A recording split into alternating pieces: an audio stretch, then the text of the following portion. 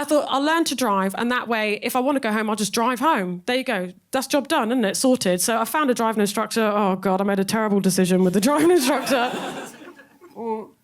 This guy was absolutely useless. His car wasn't even suitable for driving lessons. It was a Hummer. Not the brand, it stank. He was just a really, we didn't get on. I knew that he didn't like me. How do you know a Glaswegian man doesn't like you? He'll ask if you're a vegetarian. That's what he did as soon as I got in the car. Are you a vegetarian? I don't know. Why? Am I driving like one? Did not get on. And one of the problems was I couldn't understand him. I'll be honest, I couldn't understand him. I could understand everyone else in this city, but I could not understand this guy. He was just so mumbly and sweary at times. And it's embarrassing for me to ask, and again, so when he would tell me to do stuff, I like, yeah. God, I hope he said reverse off the key onto this moving ferry. Because that's what I'm about to do. And it was awful. The whole thing was awful. I realised what happened in retrospect. At one point, he asked if I was deaf. Because I didn't hear, I just went... And then I wondered, why is he shouting at me? He's shouting at me now. He won't stop shouting. He wouldn't, give me any advice. He wasn't good for advice. I was really struggling with the theory test. You know the hazard perception test where they sort of, come out at you? I said, I'm really struggling with this. He said, don't worry. I've got some really good advice for the hazard perception test. He said, what you need to do when you're doing the hazard perception test is you need to pretend that you're the one driving the car.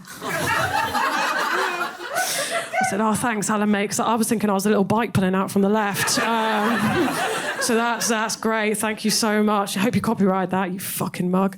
I hate you, Alan. Leave that in. The final straw was he farted in the car. He didn't crank the window. Do you know what he did? He just did a little laugh to himself. Yeah, because he thought, well, she can't hear. May as well enjoy it, you know? And I'm telling you right now, the fart was one of the maddest sounds I've ever heard.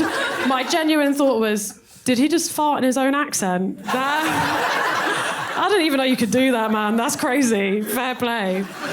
Paedophile hunters are real. They're these guys who are trapping paedophiles by pretending to be children. This is online, by the way. They're not going around in school uniform and a big net. Got one!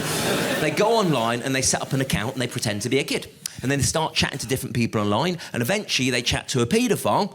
They ask to meet up, they turn up. I'm not a 14-year-old boy, you idiot. I'm a paedophile hunter. You're under arrest. Now, the police aren't happy about this at all. The police are saying it's interfering with their investigations, so the police are trying to catch these paedophile hunters by pretending to be paedophiles. The police are going online, setting up accounts, pretending to be paedophiles, chatting to the paedophile hunters who are pretending to be children. They all arranged to meet up. I'm not a 14-year-old boy, I'm a paedophile hunter. You're under arrest. No, I'm not, because I am not a paedophile. I'm a police officer. You're under arrest. This is happening all over the UK. If you ever see two blokes arguing near a playground, there's a high chance that's a police officer and a paedophile hunter. I think Prince Andrew could be an undercover police officer. Someone had a go at me after a show. It was like, you're having a go at the gay community. I'm like, that's not what I was saying at all.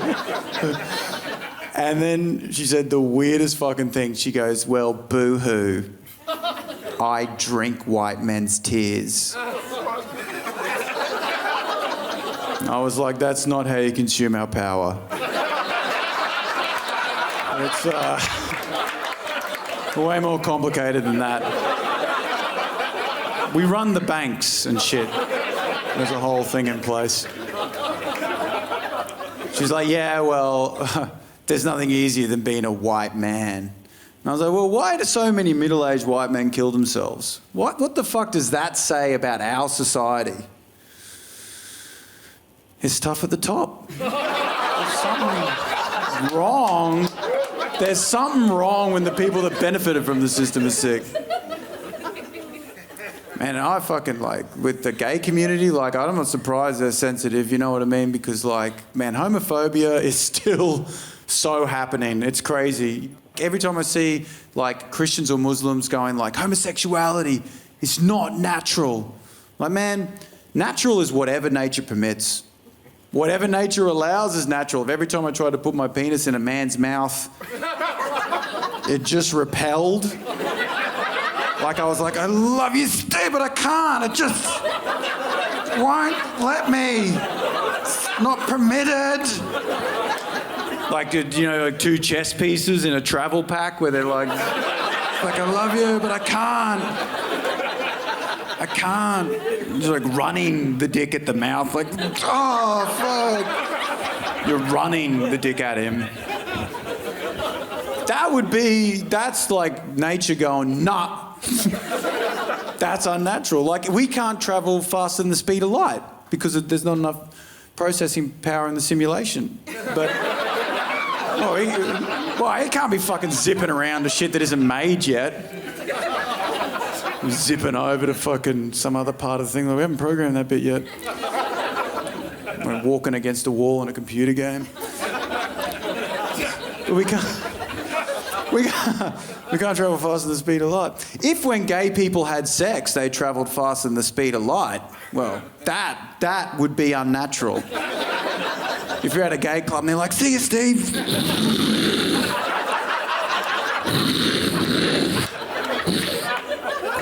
Like just launching.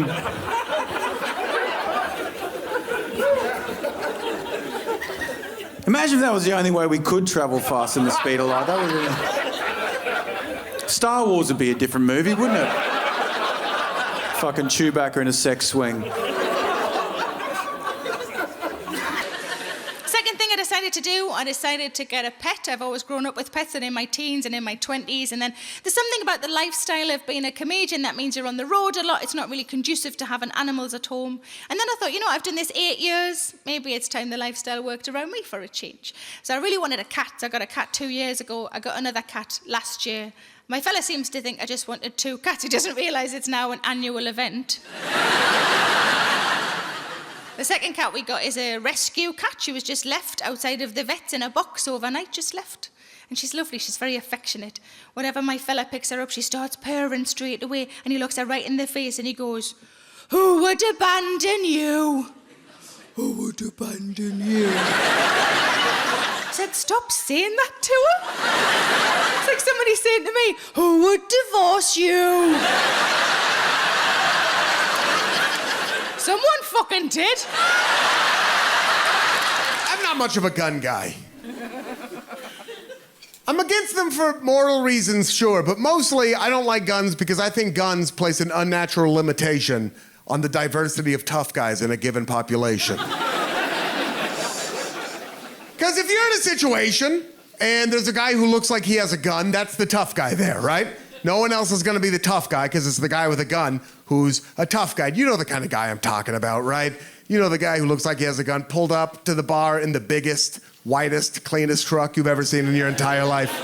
Such a big truck, so tall, way too tall for any practice. Unless you're helping Shaq move, that's not useful at all. You know what? Like an aggressive window decal professing their political views, like a fundamental misunderstanding of the Punisher character from comic books. That guy. It's such a silly way to share your beliefs. Because it's a sticker. You know, from like when we were little guys, right? Like, still a sticker. If you ever see one of those guys with one of those stickers and you're like, whoa, like you're a little intimidated. If it's like, if you get an abortion, I'll kill you, you know, like on a sticker. Just picture him putting the sticker on.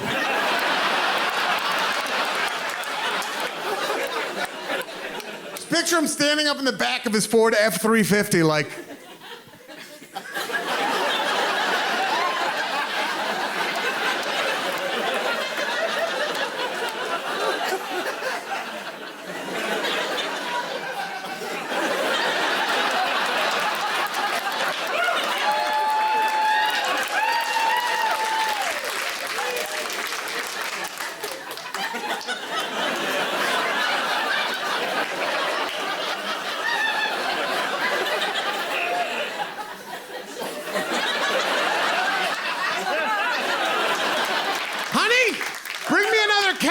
pissing on Hunter Biden.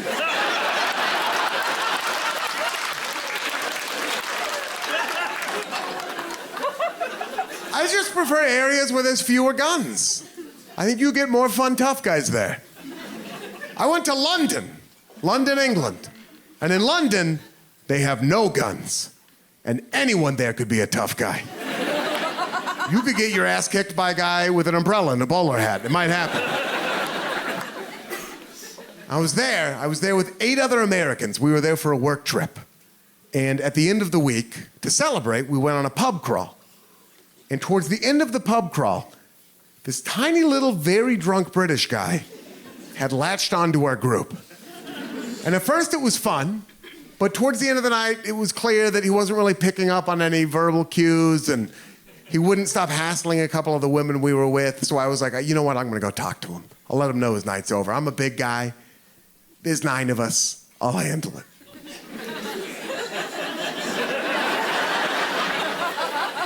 So I walked over to him and I looked down. And I said, hey, buddy, I think you've had enough to drink. I think it might be time for you to go home. And he looked up at me and he said, oi, what's that, Porky? I think it's time for you to kiss my ass. And it hurt, because I'd never been cussed at in that accent before. I was like, oh, that's how Paddington talks.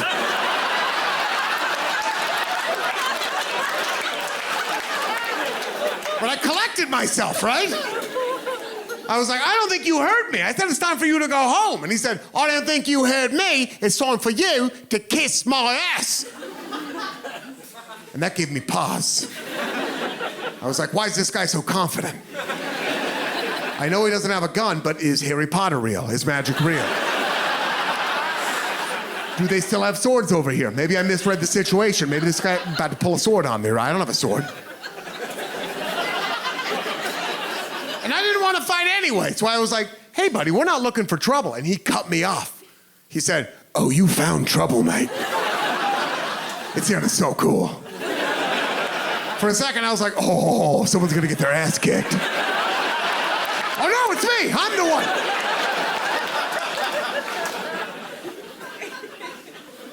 And then he said, right, I'll sort out all 9 of you then.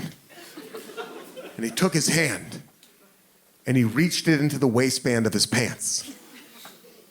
And when he did that, my heart caught my throat. Because I'm an American. When someone does that here, it means they have a gun. And you've misread the situation drastically.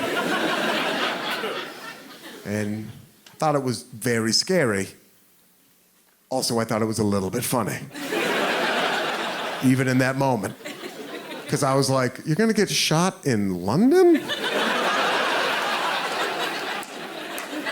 Flying all the way over here? We make the finest artisanal gun violence in the world back home. This is like a French guy trying champagne for the first time in Madison, Wisconsin. What's going on?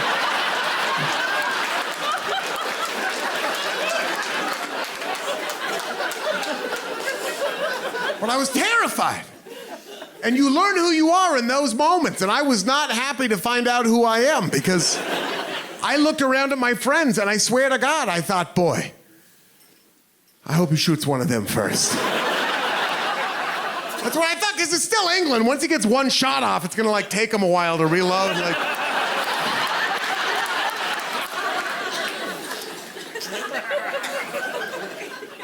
But then, he pulled his hand out of his pants. And he was not holding a gun, but he was holding. And I need you to know that sometimes comedians make stuff up, but this is 100% true. He pulled out a completely full pint of beer.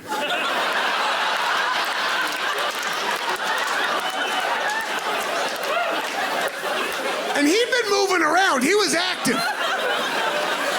Not a drop spilled. There's not information I'm not sharing with you, okay?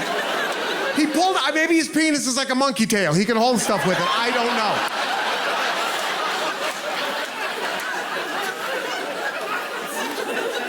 But he was holding this beer and he said, shall we? And then he drank the entire thing in one gulp. took the glass and threw it against the wall of the pub, and then started walking towards me and my friends like this.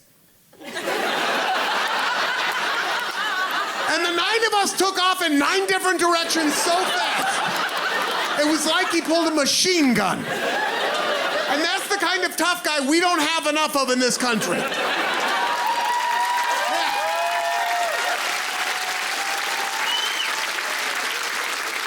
There is someone who I'm trying to emulate, by the way. It's not just like doom and gloom. I have like a hero who has a good time, who I'm trying to follow and learn from. I heard about him from a friend of mine. He's like my cool friend. He goes all around the world going to techno concerts? Recitals, techno recitals. I don't know anything about that. I read big books about the Second World War with different guys. So he goes all to the techno recitals, and he was telling me about a techno venue in Berlin called Berghain, right? Now, Berghain, it's like a 5-story former industrial site, originally very much a sort of gay BDSM techno club, and they've expanded their remit to almost any BDSM. And you can queue up and stuff, but you can't like pay to skip the queue or pay to get in. It's very exclusive in a way money can't buy. It's very trendy, very discerning. Obviously outside there's a guy dressed as a tramp. Oh, I wish I was being fisted by a Hungarian man. Anything to enhance the fun inside. And when you go inside, it's like amazing techno DJs and like people like having sex and doing drugs. It's like the apocalypse in there. And he's telling me all about it, and I've got nothing. Oh, it sounds like Sicily 43. I got nothing. And he says there's a guy who's quite well known, and you meet him in the sort of gents' toilet, right? And what he does is you go in there, and he has sort of tied himself up under the big trough in the loo, yeah? And if you go to the loo for a wee, this guy will ask you in English and German very politely if you wouldn't mind, sir, perhaps considering having a wee on him as well, because it's his favorite. It's all, and if you say no, he's like, "You, no worries, you have a good night." You know, it's all very civilized in context. And he is known colloquially as the Piss Goblin. And you can Google him, Piss Goblin Berlin, as I did, seconds after this conversation finished. And I don't know if there's anyone I currently admire more than the Goblin. I really mean it. Even as my friend was describing the Piss Goblin, I was thinking, now here is a guy with no questions left. This guy knows who he is.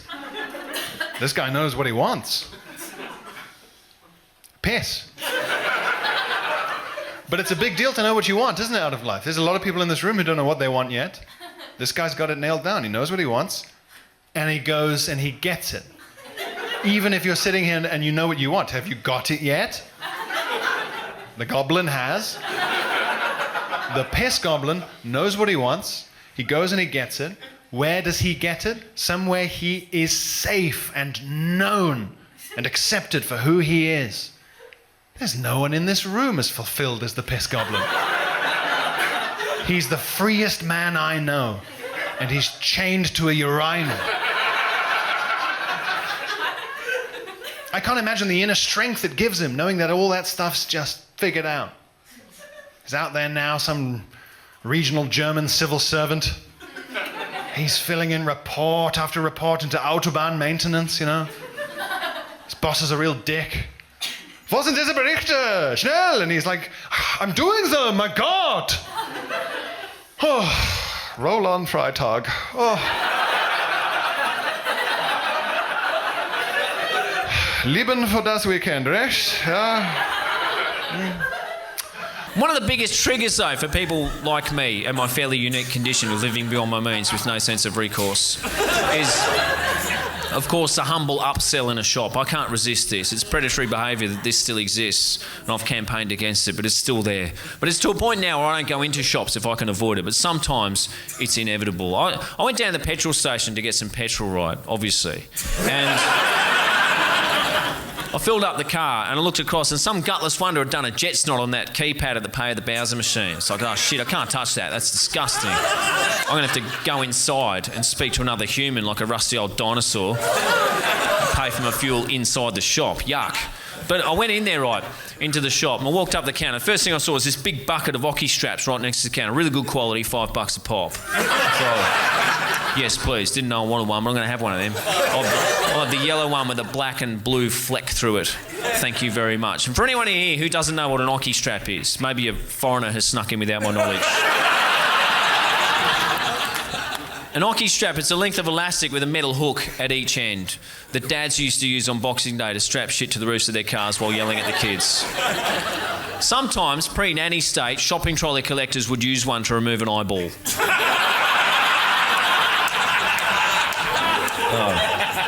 Back when men were men, I wouldn't have had to explain that. But we're here now, aren't we? Anyway, there it was, big bucket of hockey straps, $5. I said, yes, please, I'll have one of them. And the slinky little opportunist behind the counter, he's seen me coming, the predator. He said, look, you could get one for $5, or you could get 3 for 10. You should get 3 for 10, man. It just makes sense. You never know when you need an extra hockey strap. You should get 3 for 10. But I held strong. I said, look, rack off, you fucking crumb. I'm not in the market for 3 hockey straps. I only want one. And how dare you tell me what does and doesn't make sense? You got some neck. I'm just going to have the one hockey strap, thanks, and the petrol, thanks very much. God bless and have a nice day. And then just got on with my business. So then this is what happened to me afterwards, Rod. I used to work with this guy. I knew him, and he was a genius. And the bar has been lowered on genius, don't worry. There was a time when to be a genius, you'd have to do something quite noteworthy with your brain. Not anymore. Now you can just set up a power tool to do something it wasn't designed for. And all your dickhead mates will look at you at lunchtime, sit down and lop the top off your tin of tuna with an angle grinder and call you a fucking genius. It's insane. This is when I knew things had changed, right? Some workmates and I go down to the beach in the morning before work for a dip. And in the winter months, it gets a bit frisky, making it more of a challenge to go to the toilet in the ocean. So I started before going in. I just sit on the beach and just pee in my shorts and then go in. And for deliberately wetting myself, my boss called me a genius. That's when I knew the goalpost had shifted somewhat in terms of what constitutes a genius. But this particular genius, right, he's one of those extra fridge in the garage alcoholics. Like a proper worm to the tomb polluter. And he'd set up a 4th television in his house so he could watch the cricket while he's on the toot and never miss a ball. And all his mates, they catalogued that 4th television thing as an act of genius. That's insane. And this pube on the soap's name was... His name was Wayne. So it's like already Wayne, which is a ticking time bomb to death by misadventure.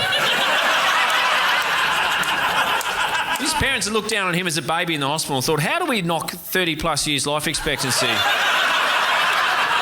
off our beautiful, healthy baby boy Wayne? I know. Give me a pen and the birth certificate, I'll sort it out right now. Put an extra Y in the end. And like a lot of premature death candidates, an extra Y somewhere in the name will do the job. And then the clock was ticking on Wayne's life. And it gets said a lot about tortured artistic geniuses that they often die in their 20s, but then so too do alcoholic car enthusiasts. And Wayne was no different. When he was a tender 29 years old, Jesus wanted Wayne for a sunbeam.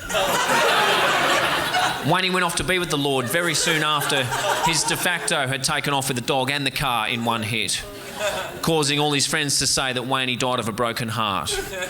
Although the coroner did suggest that a drunken high-speed quad bike ride on a dirt road at midnight with no lights or helmet were contributing factors.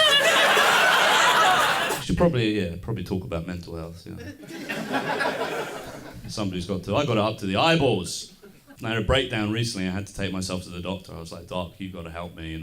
It's getting too much. I can't tell the difference between Channel 4+1 and Channel 5 anymore. You've got to do something. She gave me the once-over and she goes, you've got OCD. It's giving OCD is what she said. Do you know about OCD? OCD, if you don't know, it's when you sort of like tidy up too much because you think it'll make your dad come home. Okay, couple of hands to foreheads for that gag. I'm afraid if that's your threshold for upset, you're in for an extremely fucking tedious hour. You don't have to worry about it though. That was all right. That was just a joke about my dad. My dad was around when I was a kid. I just only got to see him on weekends. My parents weren't split up. I was just busy. The doctor also told me I got something called body dysmorphia, which is when you're like fit but humble about it.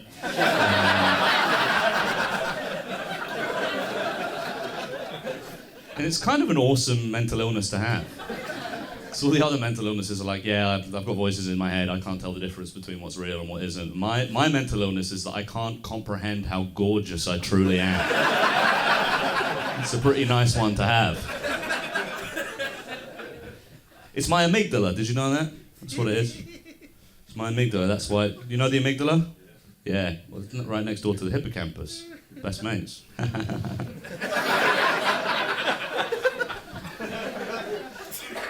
Well, the amygdala, it's the slice of your brain that processes complex emotions, right? And they did a scan of loads of people like me, and everyone's amygdala's too big, and they think that's why we're like that. Which is strange to me, because it's the bit that does emotion, so you think it would be good if it was a bit big, but apparently it's a catastrophe. It's like, you know, you hear about those people whose tits are so big that they have a bad back. That's what's going on in my head. The love and punchlines bit of my brain is so fucking chesty that the suicide prevention bit has scoliosis. I'm a danger to myself and others because of my busty little minx of a brain.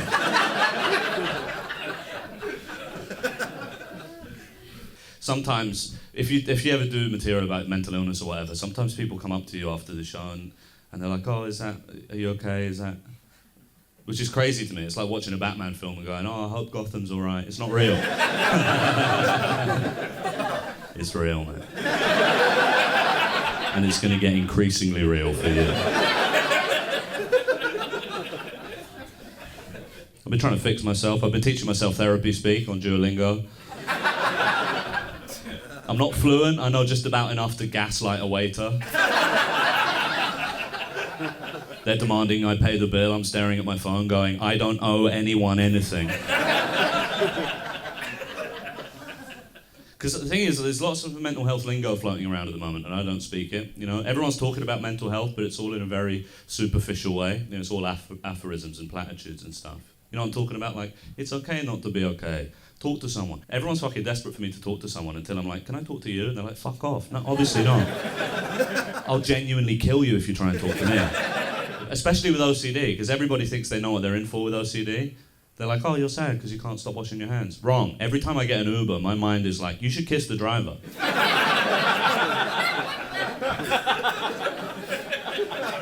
Why don't you lean forward and tenderly kiss the Uber driver? Why don't you search his mouth like an anteater? I don't think I want to do that, yeah. I've got a bright idea. Why don't you flick your lit cigarette into that busker's guitar case? Yeah, I could do, yeah. I heard an amazing piece of superficial mental health speak recently. It was amazing. I went to one of those group therapy sessions because if you don't know, if you want to get your mental health, if you want to get mental health treatment on like the National Health Service, that's actually not allowed. So what they do if you're in genuine need of therapy is they go into the waiting room and they scoop you all up in a big net and they make you do it in a group. It's kind of like the Actors Round Table for schizophrenics. And I went to one of these group therapy sessions and the guy next to me told us all that he was in suicide recovery. Isn't that amazing? I was like, oh. Famously hard to recover from, I thought. And here I thought that was sort of the whole promise of the thing. Kurt Cobain turning up to band practice 2 days late.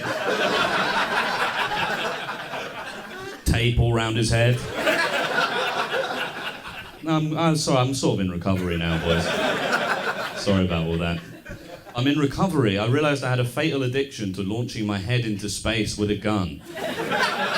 And I'm in recovery from that. I'm very interested in that kind of, that instinct to use obscurative language. Here's an example. I was reading my local paper recently and there was an article about a man in my area who died in a car crash. Yeah, sad, I know people who've died in car crashes, but it was quite confusing because the article didn't say that he died in the car crash. It said he passed away in the car crash. That can't be true. You know, so that's a misprint or maybe journalistic malpractice. I couldn't imagine a world where this guy had passed away in a car crash. As if he paused the car crash, lived a full and fruitful life, and then resumed it when he was at peace with the idea of being sent to the moon by a lorry. You remember that little submarine? None of them passed away, did they? You don't gently relinquish your hold on this mortal coil when your body is turned into a red cloud at the speed of light. There wasn't a quote from his widow that was like, yeah, my husband has passed away peacefully, surrounded by family, after a brief battle with a car.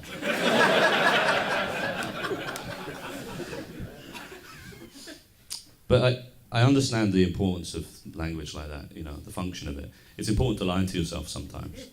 I do it all the time, especially with regards to my health, you know. I'll have 15 pints a night for 8 months in a row and then be like, I think I have long COVID. Something's going on with me, you know. I'm cutting about going, yeah, I think the reason I am how I am is because nobody ever taught me how to put myself first. And it's like, no, the vapes are full of lead. That's why. I'm like, actually, my brain holds too many emotions. No, I've been taking 1,000 puffs on a lead-filled pipe every day for 10 years. A lead pipe. I've been smoking the shit that killed Colonel Mustard. 10 years, and that's why I'm like wondering why I'm fucking mentally ill. Hey, speaking of psychosis, have you ever noticed how the plots of all the Disney Pixar movies are very similar to textbook psychosis delusions? I reckon they got a guy in the Pixar writer's room who's fucking tapped in the head, but he can't quit because his ideas for kids' films are all bangers.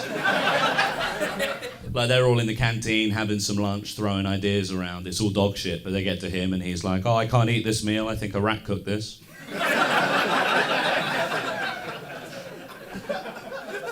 Say that again.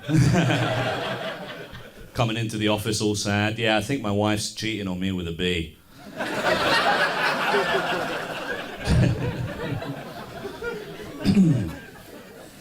I'm thinking of, you know, everyone says that you've got to like upskill, like learn to code or something. I'm thinking of reskilling as a guide dog. Mainly for the uniform. You've seen those sexy little vests they got? Those slutty little harnesses they make guide dogs wear. I'd love one of those. You'd respect me if I was wearing one of those. An outfit that says, I'd love to stop and sniff your ass, but I'm on the job. I'm dedicated to my work. God, I'd be such a brilliant guide dog, you know. I'd be chatty like a cab driver. That would be like my thing. You know, like, it hooks me up to the lead, and I'm like, all right, boss, where are we going today? Don't worry, I'll be your eyes and ears. He's like, just eyes is fine. I love seeing a guide dog, because they're the embodiment of, like, dutiful solemnity. Do you know what I mean? They stick by their person through thick and thin. Other dogs, they try and distract them, play with them, have fun. Guide dogs not having it. Have you seen this? Other dogs do to guide dogs what we do to the guards outside Buckingham Palace. But they're like that. They're not having it. Do you not think it's a bit heartbreaking sometimes when you see a guide dog? Because what? They're like a Labrador or a Golden Retriever or something. That's what they are, right? Famously like the happiest looking dog. But a guide dog's got such a straight face. You're like, wow, you must take your job really seriously. Do you know what I mean? I understand it, because it's a hard job to have for a dog. It's a tough life being a guide dog. Your owner has the best stick in the world, but it's the one stick they're never going to throw. Imagine you're a dog and your owner has that stick and they never throw it. You'd be like, what the fuck is wrong with you? That's why they look so serious. Every day they wake up straight in their vest, look in the mirror and go, today's the day that thing goes flying. You believe it. Oh, man. I think mental health care has really gone downhill since the 1800s. Do you know what I mean? They used to put you in a big soft hotel with all your friends. Now you have to have like an emotional support animal, like a therapy pet, which is rubbish. It sucks. It's like, oh, you're suicidal. Would it help if we let you take a dog on the plane? Yeah. Yeah, I mean, I can't get myself out of bed in the mornings, but I'll try getting a dog through airport security. See if that helps somehow. But then experience in this magical world, it kills the cynic in all of us eventually, doesn't it? Well, I'm saying I got one of like a therapy pet and it changed my life. I got a therapy ant. That's right, I'm an ant mum. And but the government, they're going to take my ant away because the breed I have, it's called an American Ant XL. Size of this cunt you would not believe. 8 seats he takes up on the plane. And the government, they're going to confiscate my ant because they say that my breed of ant is responsible for over 90% of cases of toddlers being stolen from a picnic. Can you believe that? Not my Brutus. You just have to get to know him. Like foaming at the mandibles. The problem with English people is that they think they're factory default. You know what I mean? They're like, there's English, and then everybody else is so weird.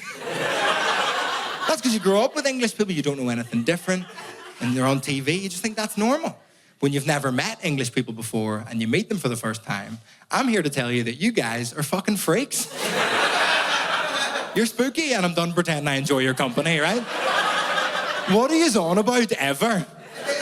And I moved to London at the age of 18 to study classical music at a music college. So I met the Englishest of English people of all time. Like if you cross Benedict Cumberbatch with a crumpet, like that's who I was dealing with. I remember moving over. I was very, very stressed, very upset about moving away from Belfast and moving in with all these English people. I was unpacking in residential halls and my mum was there and she was trying to talk me down from this emotional height. She was like, listen, Vittorio, they're not all bastards. They just talk like that. I was like, no, they're fucking dickheads, man. They think I'm drunk, they think I'm lazy, they think I'm stupid just because of my accent. I'm fucking sick of English people. It's day one in England and I've got them sussed. I'm sick of it. I want to go home. She was like, no, they don't think any of those things. You're being silly. You're just getting stressed about moving away and you're trying to come up with excuses to get away with it. You're stressed about moving away. You're coming up with excuses, right? I was like, oh, fuck's sake. She was like, I've got 6 new flatmates. I'm sure they're lovely. Go into the kitchen, introduce yourself, give them a chance. I was like, okay, I'll give them a chance. Went down to the kitchen, introduced myself, and first person I met was a girl called Eva. And Eva was one of my flatmates in first year. And she studied at a secondary school called the Purcell School, which is a specialist music secondary school. There's a few of them around the country. And most people that go to specialist music secondary schools end up at music college. So it's not like normal unis, where everyone arrives, you're all strangers, you're just trying to figure out what your friendship group's going to be for the next 3 or 4 years. They arrive in pre-made cliques with the dorkiest in-jokes you've ever heard in your whole life, and you have to just pretend it's cool when you arrive. I walked in, I was like, oh, Eva, what should we do tonight? And she went, I tell you what we should do. We should play this game that we played at the Purcell School. It's a drinking game where you listen to Mozart. And you drink every time it changes key. I was like, or we could all jump out the window. Because that sounds equally fun to me. I didn't actually say that. I didn't say anything. I just stood up, left the kitchen, phoned my mum, like, you lied, they're all bastards, actually. She was like, no, you just met a weird one. Go down to the bar. It's the first night of Freshers Week. Give them another chance. Introduce yourself to English people. I was like, okay, I'll give them another chance. Went down to the bar, tried to introduce myself to English people, tried to give them a chance. Walked up to an English guy. I was like, all right, mate, what's the crack? That was a mistake. Because when you say, what's the crack to English people, you guys freak out. You do this double take that's also like something out of the film Predator. I'm like, what's the crack? And they're like,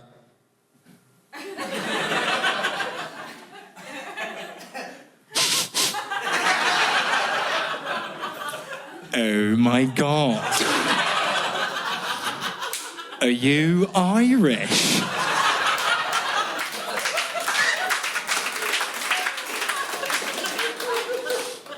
Oh my God. I'm Irish? Because you don't want to say, no, you're not. Because obviously I live in England, and if and when I have kids, they'll probably have English accents. See if they ever come up to me like, oh, Daddy, I'm English. I'll kick them in the face. So I get it. But you keep going through, you find out all these mad English traditions. They're like, oh my God, it's bonfire night. I'm like, what's bonfire night? Because we don't have bonfire night in Belfast.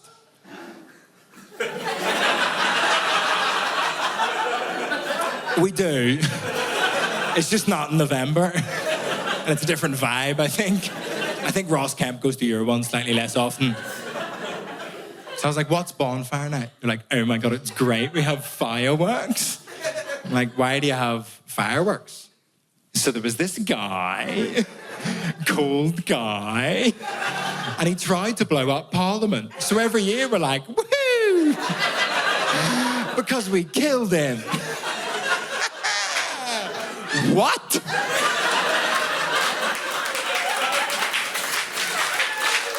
No, listen, no. All I'm saying is I'm from Belfast. If you're putting on celebrations for people trying to blow up London, when's my night? They find out you're from Belfast, they always ask the same question, like, oh my God, you're from Belfast.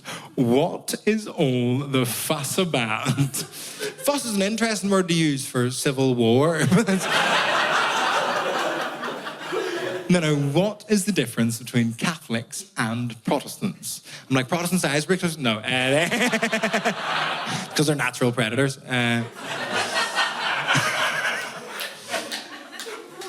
Realistically, it all comes down to transubstantiation. If you don't know what that means, basically means the Catholics genuinely believe that the bread and wine turns into the body and blood of Jesus Christ. And Protestants genuinely believe that Rangers are going to win the league.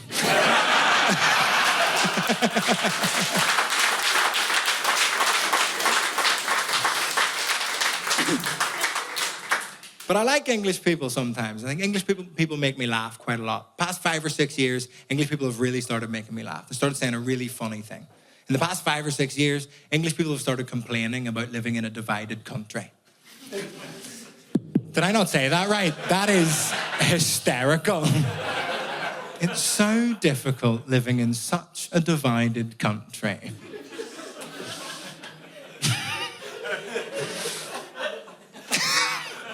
Do you know what you guys did?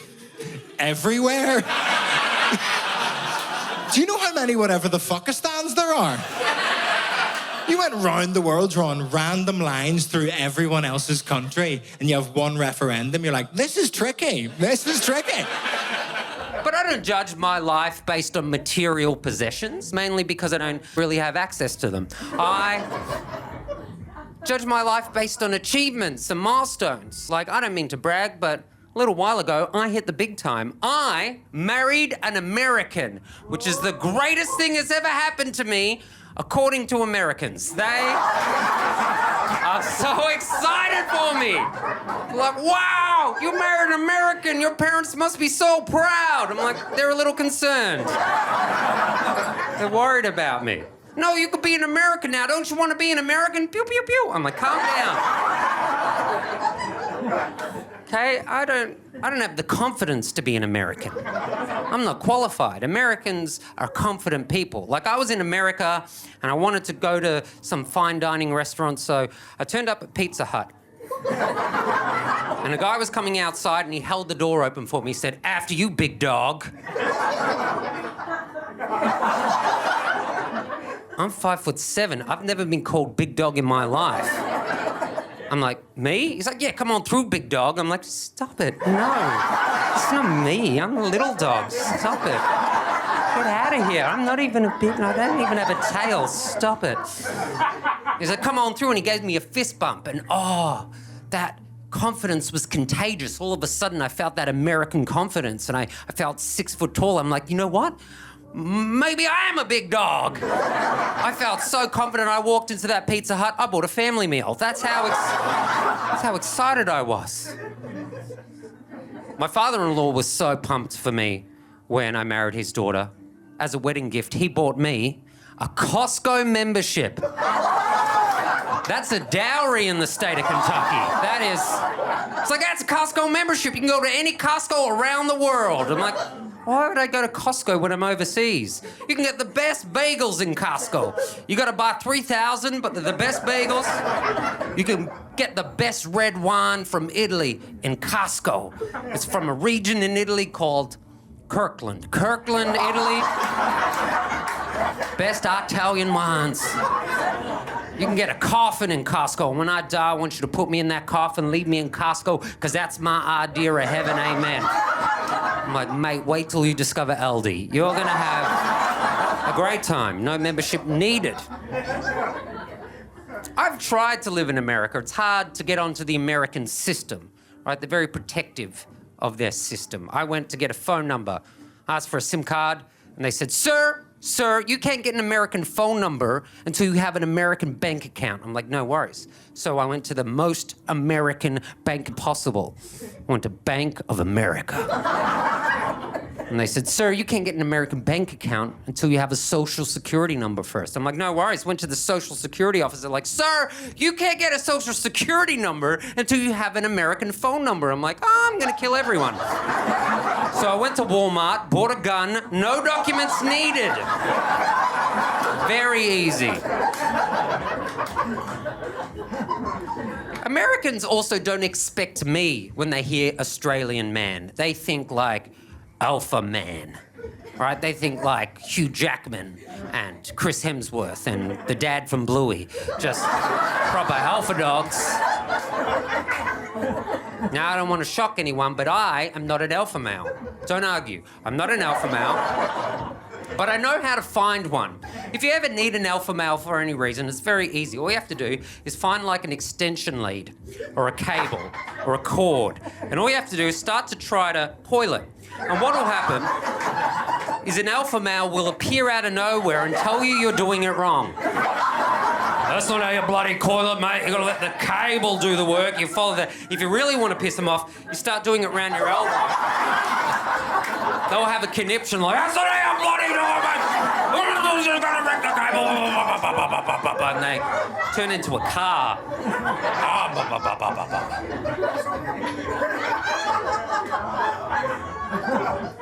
I don't feel the need to be an alpha male, by the way. I feel like I've fulfilled my biological duty because a few months ago, my wonderful wife, Lucy, gave birth to a beautiful baby boy. Cannot wait to find out who the father is. I am so excited.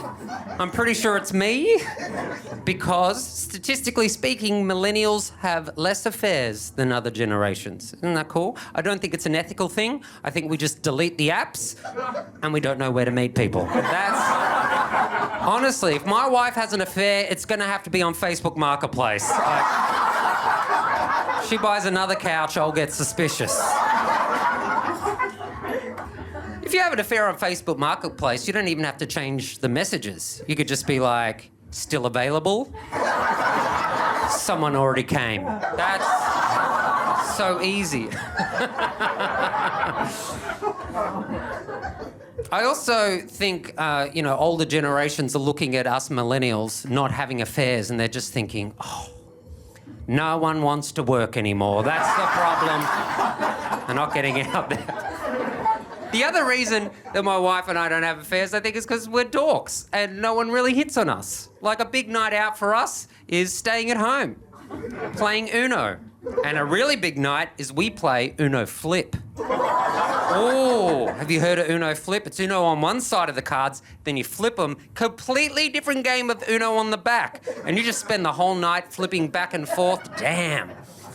That's the closest thing to swinging we'll ever get. That is... the speed we're at. Here's an example of my wife and I being dorks. We were on our honeymoon in Greece. We went down to the beach and Lucy put on a adorable bikini, went for a swim. I stayed on the shore to protect my sandcastles. And as she's swimming in the crystal clear Greek waters, I got worried because I'm like, no, these Greek Adonises with their beach bods are going to hit on her. I can't compete with that. They're going to steal her away from me. And as she's swimming, looking so gorgeous, she just looks at me and goes, hey, babe, I'm a seal. I'm like, our marriage is safe. We're going to be okay. That was the night she got pregnant, I think. SeaWorld. What can I say? I'm very proud of her for going through pregnancy, by the way. Oh my goodness, it made me realise how much I've underappreciated mothers. Now, I don't mean to pander, but let's be honest, Mother's Day and Father's Day should not be equal things. Mother's Day is like you grew a whole human inside yourself and squeezed it into existence. Father's Day is like, and you were very helpful too. Mother's Day should be the full day. Father's Day, 7 to 10 minutes max. No longer than it took to become a father. Maybe 20 to 30 for some of you. I don't know what stamina you're working with. It's an exciting time having a kid. A lot of people are excited to ask you questions like, oh my God, do you know what you're having? Do you know what you're having? I'm like, yeah, financial burden. Oh my God, it's insane. Like, I read that by the time a kid is 18, they'll cost you $1 million. Now, Lucy and I did the budget. We got to cut him off at 4. We're not getting that far. Like, I don't know if I can provide for him. Here's what I think, right? If you ever read an autobiography of a great person in history, it always starts the same. Like, we didn't have much growing up. That's what I can provide for him. A rags to riches story. Some adversity. It's crazy expensive, even a babysitter. Some of them are $40 an hour. You go out for 4 hours, that's $160. That's insane, right? I'm trying to be thrifty. I'm looking up return flights to Adelaide, $70 on Jetstar. Perfect. I'll put him on the plane, have our night out, pick him up on the way through. He gets frequent flyer miles. That's his inheritance. That's how you got to do it. There's a lot of pressure on pregnant women as well. When Lucy was pregnant, all her girlfriends asked, babe, when you're in labour, are you going to have the epidural or are you going to have a natural birth? No, don't you want to have a natural birth? Like, ladies, if you want to have one, power to you, but don't put pressure on other women. You don't find out someone's going to the dentist and go, oh, you're going to have the painkillers or you're going to have a natural root canal? No, don't you want to feel connected to your tooth? Don't you want the full root canal experience? My wife requested the epidural the day she found out she was pregnant. She's like, you plug that thing in, leave it in there till he graduates high school. I want to buzz the whole way through. People give you advice as well. All my male friends, my proper, men friends, gave me a lot of man advice. They couldn't even say pregnancy terms, by the way. They couldn't say pregnant or labour or birth. They had to use man terms like, oh, so I heard Lucy's up the duff. She must be in the drop zone. How long till launch? Hey, we're not working on a spaceship. But their advice was like, mate, your responsibility as a dad is just to work. Work all day, every day, for the rest of your life. If you never see your family, that's ideal. I'm like, oh my God. My cool inner city hippie friends are the opposite. Like, just so wild about it. They're like, oh my God, Simon, birth's amazing. Have you got enough crystals? I'm like, yeah, I got enough crystals. How many? None. I think that's enough. No, birth's amazing. You got to get right up in there. It's so beautiful. You know what you should do? You know what would be amazing? You, when the baby's born, you should eat the placenta. I'm like, wait, why would I eat the placenta? It's full of nutrients. I'll have a muesli bar. I'm a vegetarian. I'm not going to get back into eating meat starting with a placenta. I'm going to try fish and work my way up to cannibalism. Let's all calm down. I think the more you have, the less that you want to fight. Take the Scots, poorest community in the UK. Haven't checked, but that sounds right.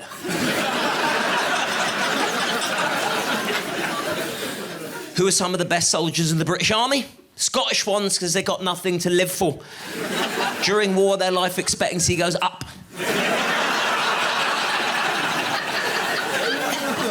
Taking the mick out the Scots a lot. I need to say at this moment, I owe my life to the Scottish people.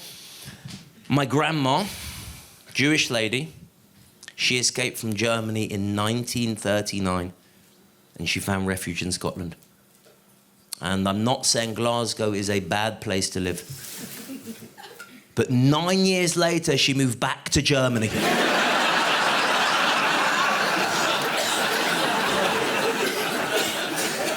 So I'm from a family of immigrants, you see. So mum's family kicked out of Germany by Nazis, dad's family kicked out of Russia by pogroms, wife's family kicked out of Wales by community support officers. My grandma was a tough lady. I remember I just turned 6 and she took me to one side. She said, Simon, be careful.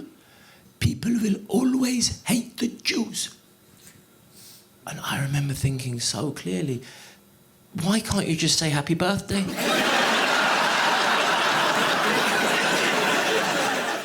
I do admire racists in Northern Ireland. It's good to have heroes, no? I just admire people that have tough jobs. That's a tough job. Being a racist in Northern Ireland, it's such a white place that they have nowhere to put their racism. So they saw my slightly tan dad and were like, that'll do, we're in, we're doing it. It's such a white... Northern Ireland is such a white place. And people don't believe me. It fucking is. It's... Just ask Liam Neeson. If you don't remember what I'm talking about, Liam Neeson, on TV, in an interview, decided to tell a little story. He told the story about how his friend had been assaulted by a black man in Northern Ireland. And in his very Liam Neeson way, he went, so I got a bat. And I walked through the streets of Northern Ireland for 2 weeks trying to find some black bastard to beat the shit out of. Liam Neeson tried to find a black guy to beat up for 2 weeks and couldn't. That's incredible. And he just ran out of racism. After 2 weeks, he was like, they're fine, I guess. Because he had no one to be racist to. And I think that's the solution to racism. Just get rid of them.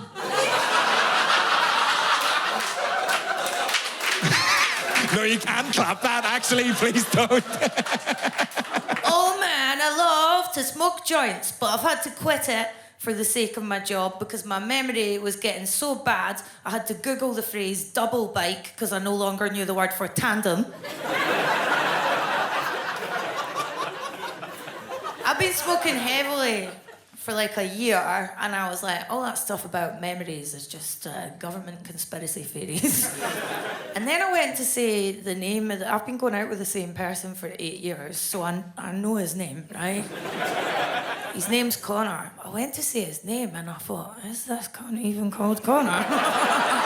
Who knows? Just act confident. See, when I was growing up, whenever I saw Scottish comedy on telly, it seemed to rely on slagging off Scotland, and it was a kind of shtick that was like, oh, aren't we all just fat, illiterate bastards eating chips out of bin? That's what it was, right? I don't like slagging off Scotland. I'm not comfortable with it, apart from one crucial thing, and that is the world of Scottish amateur pornography. Which I made the terrible mistake of watching. This is a real category of porn. I'm not making it up for the show. Don't watch it. But a lot of you are drinking. You see? He's cheersing. He's seen it. Scottish porn's the most depressing porn I've ever seen. Comes a close second to Russian porn, and at least in that they're skinny, but it's in that bleak, we did this for a piece of bread kind of way.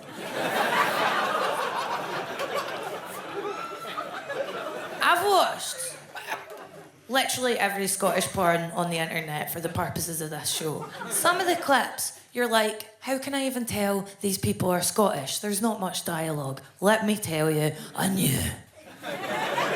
With a depressing inevitability, I knew my own people. Because it was just pale, hairy white bellies smashing against each other in close up like water balloons filled with yoghurt. Every few seconds, a wee voice off camera would go, oh, aye. Or memorably, tug on my pubes, Rona!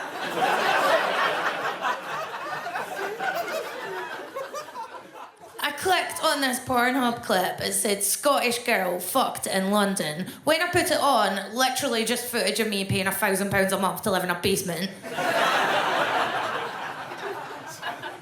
And I watched, like, amateur stuff rather than slickly shot professional stuff because it's more ethical. That's what a hipster am. It's more ethical.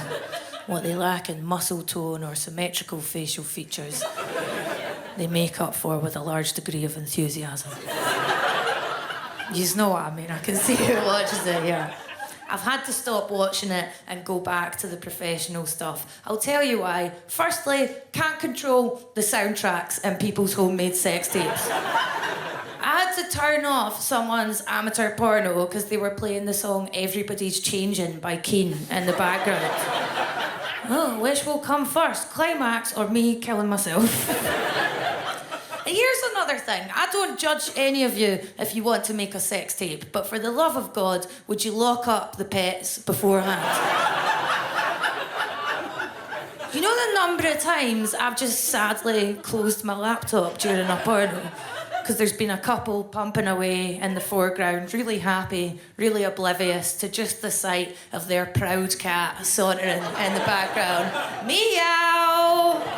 This is my time to shine!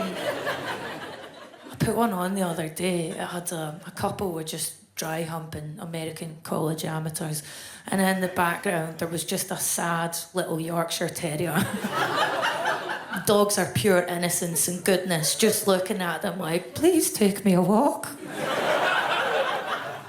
I watch lesbian porn, mostly because straight porn is largely made for straight men, so it'll have these blowjob scenes that go on for 10 to 15 to 20 minutes. Well, why don't I just watch someone file a tax return? I don't know what it is about old people getting scammed. They just get scammed. Constantly. For some reason, when they fucking get that call, hello, hello, this is the president of the world. Oh, hello, Mr. President. Thank you for calling me. I'll send my credit card immediately. I must. Thank you. You ever been hacked? Ever been hacked and sent everyone you know and love porn? Ever done that? My auntie, Janice, she got a porn from me. She got porn link. She thinks I sent it to her. She thinks I sent that to her. XXX porn, fuck now! Oh, Damien sent an email. It's unbelievable. Can't believe. She thinks I sent that to her. We can't talk about it. You know what I mean? Like, I can't bring it up. I can't double down and pretend I sent it on purpose. Sculpt her and go, hey, what's up, Janice? Fucking, you see that video I sent you or what? It's off the hook. Oh, yeah, she got rammed, yeah. She thinks I sent that to her. I know she saw it too. She fucking acts weird now. She's like, hello. She won't look at me. Hello. Hello, Damien. Good to see you. Hello.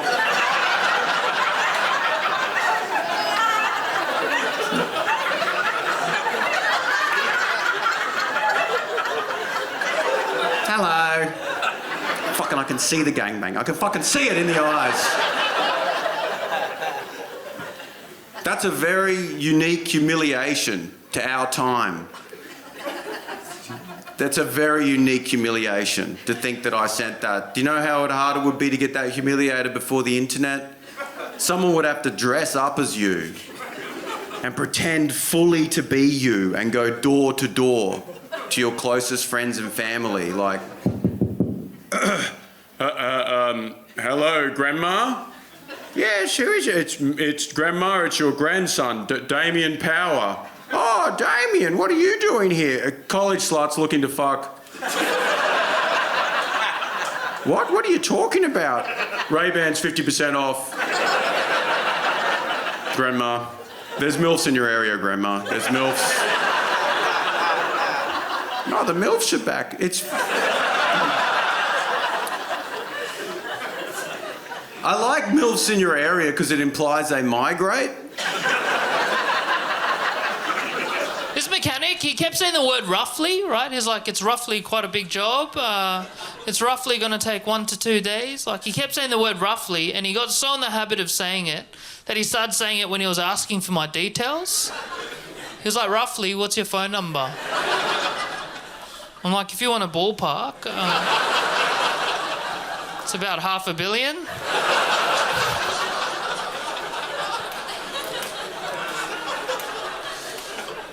And I have to say, and I don't really know how to reveal this, but I've got a few kids, they're all fucking boring. I know, none of them drink, none of them take drugs. Where have I gone wrong? And I think what's happened is they've rebelled. You know, kids rebel against their parents' culture. That's all right if your parents are conservative, straight and boring. They've rebelled against my having it large culture. Yeah.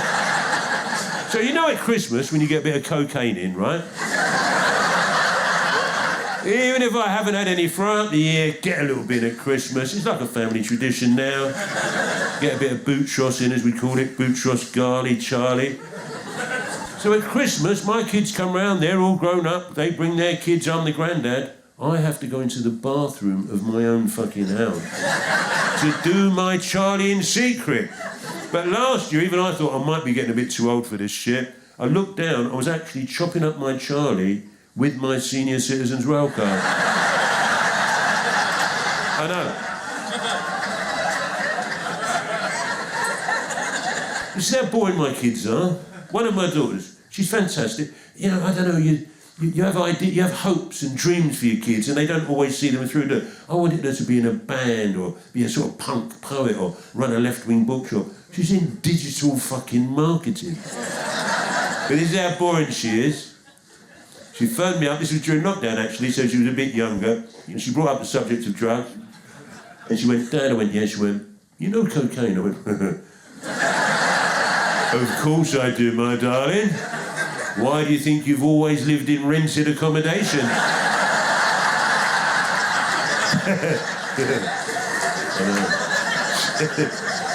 And she said, what's it like? What do you mean? What's it like? She went, when you take it, how does it make you feel? I went, no, I know what what's it like means. What I don't understand is why someone in their 20s is asking someone in their 60s what cocaine's like. I've got to tell you, my darling, you've turned out to be a real fucking disappointment.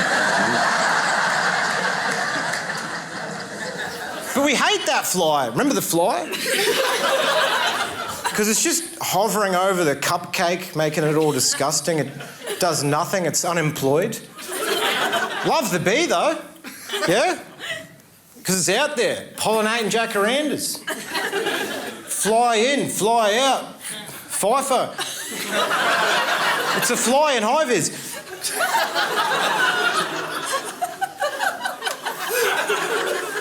Now, if flies started cleaning up dog shit as opposed to hovering over it, we'd start respecting them and it'd be illegal to spray them.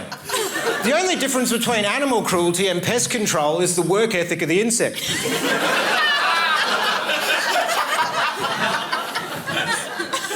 And you know the insect known as the wasp? I'm not talking about white Anglo-Saxon Protestant. I'll be explaining the subtext as we go along. I'm talking about the insect. It's got all the unemployment of the fly and all the violence of the bee, just in the worst corporate merger of all time. A wasp is like that construction worker that's been sacked, but they're still hanging around. Just, yeah, I used to work for Rio Tinto. But you think of all these creatures. You think of the bee. They've got a hive. That's nice. Bit of community. Even the wasp, as debauched a creature as it is, still has a nest. More of a share house turned into a meth lab vibe, but nonetheless, a community. Then you look at the fly, no headquarters. Freelancing, they're sole traders. Air tasker, doing tasks in the air. There's a piece of dog shit on Kent Street. Get to it, boys. They're all just knocking each other out of the way. There's no camaraderie. And if they die in transit, no one investigates. Like a Deliveroo. But yeah, so that's... But it's weird. I think a lot of it is society's fault. By the way, can I recommend the next time you're worried about a personal flaw, just blame society. It feels good, because not only do you get to seem like clever and insightful, you also just get away with whatever's wrong with you. I think you'll find it's society's fault my house smells like this. Good day. But I do think I have a point, because hyperbole is everywhere now. It's the only language we seem to have. I mean, is Gen Z in? Gen Z? You're pretty young. I'm guessing because the light's in my face and people moisturize. I can't tell. I've looked like this since I was fucking 11. You must be Gen Z, right? I've been on TikTok. I've seen what you guys are up to. And I don't like it. There's a comment on TikTok that the Gen Zers, they leave it under videos they like, whatever, a dog opens a jar. And the comment is, I'm throwing up, I'm crying, I'm dead. That's a stock phrase. I'm throwing up, I'm crying, I'm dead. It's not an appropriate response to anything, is it? Apart from Ebola.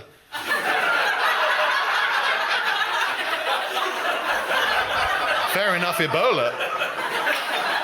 But a dog opening a jar, no. And hyperbole is everywhere now. Like those reviews I mentioned earlier, like movie posters for theatre, musical. The reviews don't even make sense to me on those. I'll be in like the London Underground, say, and they got those big posters for the West End shows, and the quotes at the bottom will be like, this show left my sense of place in the universe shattered. And you go, oh my God. You read the next quote and it's like, I was sick into my lap. 5 stars. You're like, what show is this? I must know. And you look up at the title and it's a regional tour of Greece. And you just think, that can't be for that. That's not for that, is it? How could it possibly be? And it's all over comedy as well. There's a figure in comedy who is the worst for what you might call performative hyperbole, and I really hate him a lot. It's the cry laughing emoji. I really hate that guy. You don't need to worry about him. On TikTok, the young people, when something's funny, they use the skull emoji because, as I mentioned, they are dead. But the rest of us old fucks are stuck with the cry-laughing man. You know, with the little tears coming out the eyes. And the reason I hate the cry-laughing emoji is because I need him. I need him. If you cover your online video in cry-laughing emojis, people click on it like 1,000 times more. It's depressing, but it's true. And it's all about views. If you have a big enough number of views, TV producers, they're too busy and afraid to try and pick a guy on their own, so they just go, big number, let's have him on, right? That's how it works now. So we need views, so we need the cry-laughing emoji. That's what the business is. It's all just online fucking... It's not like the old days. I know comedians from the 80s and 90s, and it sounds better. Just back then, you go to the terrifying pub, you go into the basement, be quite funny for 20 minutes, an incredibly frightening man would give you an envelope, and you go, here you go, see you next week. And you go, oh, thank you. And you'd open it up, 60 quid in there, go home, buy your flat, right? And when I grew up in Scarborough, I was always desperate to leave it. And I wanted to move on to bigger and better things. And then as soon as I left, I realised what an incredible town it is. And I was proud of it. And I always wanted to do Scarborough proud. I always thought if I ever make it in this town, when people think Scarborough, they'll think funny, they'll think Paddy Young. It sounds right. Sounds like the way things were going for me until New Year's Eve last year, just as the fireworks were about to go off. Does anyone remember what happened? A walrus, yeah. It was the first time a walrus had ever been seen on the Yorkshire coast. It was incredible. So we all got a bit closer to the walrus, then the walrus got a bit closer to us, then we got a little bit closer, and then the walrus started masturbating. Did you know that walruses masturbated? I didn't, no. No. Little bit defensive, if you ask me. No. Shutting all the tabs in his pocket, oh my fucking God. Shut down the subreddit, boys, he's got us.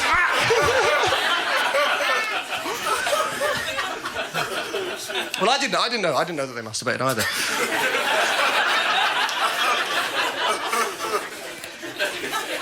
I didn't know they masturbate, but they're not normally in Scarborough either, so I don't know if this guy's just a bit of a Jack the Lad, turns up, wanks where he wants, goes home. Incredible. They cancelled the fireworks, he brought his own, my God. The line from the council was, they stopped the fireworks because they didn't want to cause the walrus any more stress. Now, I'm not an expert on walruses or stress. He looked fairly relaxed to me. He looked like he was about to have the nap of his life. The whole town enjoyed it. It was great. The elderly, the kids, we all learned something. It's a great evening. But in the wake of it, this walrus has become a bit of a viral sensation. People have enjoyed the video across the world. If you Google Scarborough funny, it's not Paddy Young. It's that fat, juicy cock. Lolloping about on our shore. It's so unfair. Like, look, I was a teenage boy in Scarborough. Like, do you realise how many wanks I must have had up there? Millions, probably.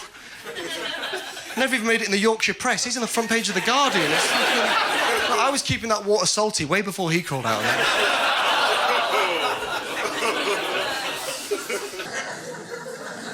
I still get, when I fly, which is rare these days, I still get the random search, right? Which is obviously drug-related at my age. Now, for example, fairly recently I went to South Africa to do the Cape Town Comedy Festival. Very privileged. Only white acts on. It was absolutely a brilliant experience. Although I have to say, a little bit tricky for me going to South Africa. And you can laugh at me rather than with me on this one, because I am still boycotting South African products because of apartheid. I bet there's people in there that don't even know what apartheid is. It was that long ago. And I think what it is I'm one of these people that hold on to my political grudges. I think a lot of old people do that. No matter how outdated or unfashionable they become, you're still there, that's who I am, that's what I believe in. And my kids laugh at me, and I get that. But I think what's happened is I've turned into a modern version of my granddad, and I'm sure some of you remember this generation of British boycotters. He refused to buy Japanese stuff because of what happened to our lads during the war. And we laughed at him. But he kept it up till the day he died, which was in the late 1970s, which meant he had fuck all in his house. No fridge, no radio, no television. I doubt he even had the means to know the war had ended, the silly old sod. Then here I am doing exactly the same thing. But you know, when you're white and English, how far back do you go with this stuff? What? Croissants after 1066? I'm not going to IKEA till the Vikings say they're fucking sorry. So I got the random search twice. That's not random, is it? You get it on the way there, you get it on the way back. That's not fucking random. And it's very difficult when you're older. You know, be prepared for this. People on authority, they're all younger than you. You can't even take them seriously. He's pulled me over. I have to go through the process. I've done it so many times.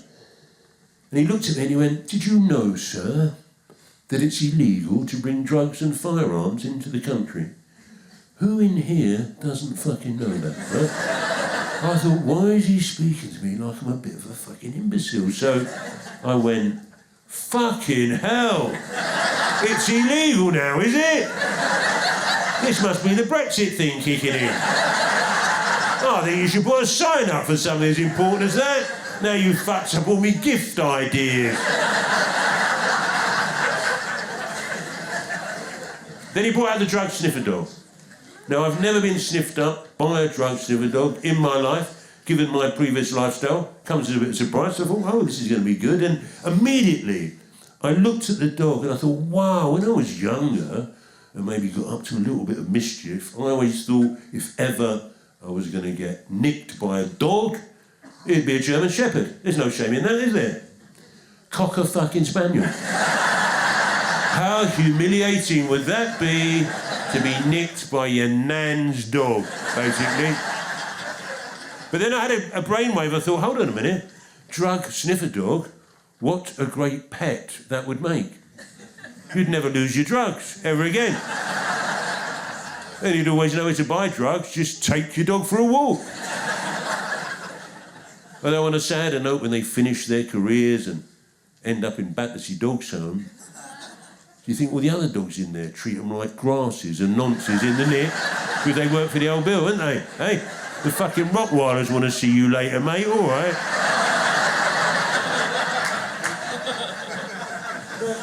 I was just going to say my drug of choice has changed, but now it's a drug of necessity. Painkillers. I don't know if I'm the only one. Most people I know that are over 50, certainly over 60, are on painkillers now because they're suffering from what my doctor calls, and I've got to tell you, this pisses me off, wear and tear. Wear and tear. It's a bit generic, isn't it? I want something with a Latin name, don't you? I said, can we call it wearis teres? It sounds more serious, isn't it? So I wake up in the morning with me wearis teres, as I'm sure one or two of you do, and I found a cup of coffee, a couple of painkillers, just takes the edge off the day. But it's actually harder to get painkillers than cocaine.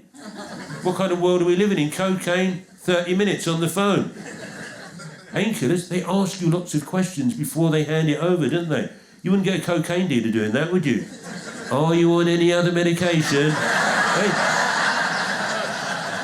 When they do that in chemists now, start going, of course I am. What do you think I am, a fucking lightweight? Do you operate heavy machinery? I went, do I sound like a northerner to you? Yeah, I'm in my lunch break, mate. I've got to get back on the spinning jenny in 5 minutes. I'm from London, we've got fucking computers now. Why are you asking me these questions? And they went, well, here's the thing, so after 3 days of taking these painkillers, you could become addicted. And I thought, who would look at my face and think, that bloke needs advice on drugs and firearms? I said, don't worry about me. I must have been part of every youth culture, every drug-related youth culture since the late 1960s. I must have sampled every drug we've all ever heard of. You tell him it's going to be now, then, at my age, after 3 days of taking Nurofen, that's going to be the thing, is it, that finally and eventually pushes me over the fucking edge, put me wife on the game to feed me habits, sell me blonde kids to Romanian gypsies, yeah. It was all going all right, so they brought that Nurofen Plus out. That's what fucked me right up.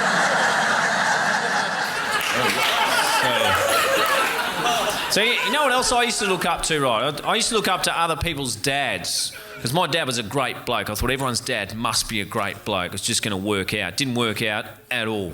I became a dad, and I figured out it doesn't take that much to become one. Now, it's almost as if they let any old fuckwit become a dad now. It's amazing. There's a dad who's got kids at my kid's school, right, and he's a cool dad.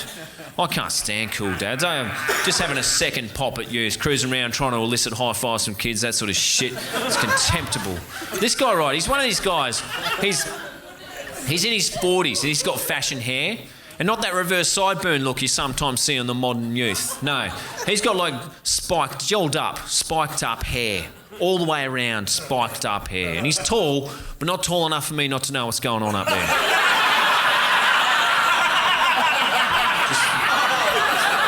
Just looks like a fenced off slice of Devon. And all the other parents there at school pick-up time, they're largely mothers, so they're not tall enough to see what's going on, but I know. And like, oh, leave him alone, he's a bloody great bloke, he's just a square peg, he's a special ray of sunshine in an otherwise flavourless world, he's amazing. It's bullshit. I can't stand this prick, he's a loser. He's trying to negate something shit going on in his life, you'll see. And most parents, right, who are resigned to the natural ageing process, when you turn up at school time to pick up your kids, you just turn up and through gritted teeth go, get in the fucking car, you little thing. Cool dad, because he's cool dad, he comes flying through the front gates on a skateboard, doing that shaky telephone symbol on his way in. And this thing, right, that's fine if you're an actual skater on your commute between acts of vandalism and petty crime. Or maybe it's all right if you're fresh off a mid-flight brawl and you've been zip-tied to seat 38G and you're posing for a photo with one of your mates doing the double, the Gold Coast Denpasar salute. Or as it's better known in the media, the Jetstar jiggle. While I'm down here too, I'm not going to be one of those comedians who rips into Bali. Heaps do that. It's too much. So Bali's fine. Like statistically, about a third of you make multiple trips to Bali, and I'm not here to judge you, filthy fucking pigs. That's not my bag of chips. But when you're going to Bali, just remember who you're talking to when you announce your trip to Bali. I work with this bloke, and he says that he goes to Bali by himself a fair bit, which should raise eyebrows on its own merits. But when he sees he's going, he says, oh, no, I'm going to Bali, but I'm going to the nice part. I go to the beautiful part. I don't go to that shit part where there's Aussies bashing each other on the beach and there's chip packets and Band-Aids floating around the ocean. Yuck. No, that's disgusting. I go to the beautiful part. You wouldn't believe it. It's just over the hill. It's amazing. It's beautiful. It's just full of and spirituality and noticeably less dogs on the dance floor.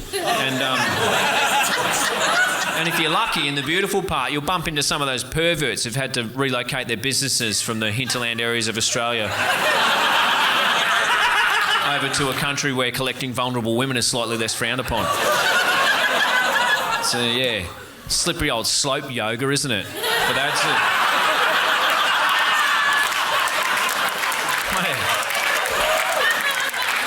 With yoga, right, 1 minute you're in a beautiful Byron Bay studio just down-dogging and you look over your shoulder and the yoga instructor's back there tucking his stiffy into the sash of his caftan.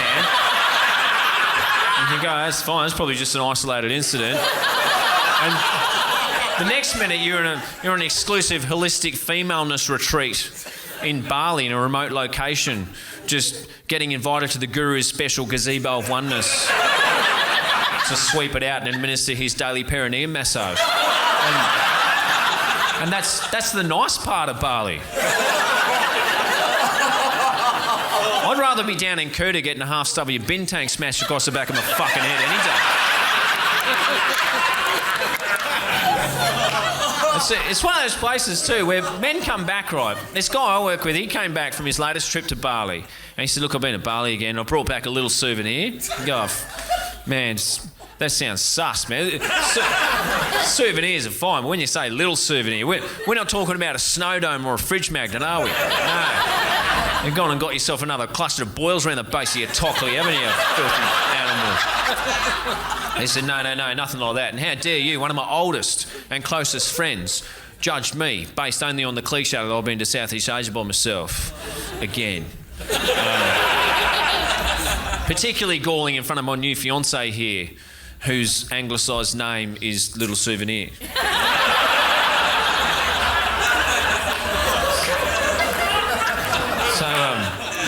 So this thing, right, that's fine in those situations. But the Ridgy Dish, that's got no business at school pickup. I saw Cool Dad, right.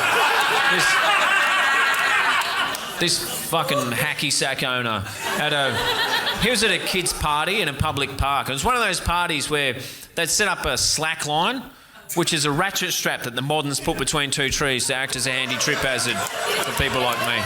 And the kids can try to balance on it, it's a good time, whatever. But Cool Dad, because he's Cool Dad, he had to go himself. And right in front of everyone, he's attempted a backflip dismount and ended up with one leg either side of the thing. Which most men, on their better late than never path to maturity, would see doing your nuts on a truck strap as a watershed moment. But not this poon. No way.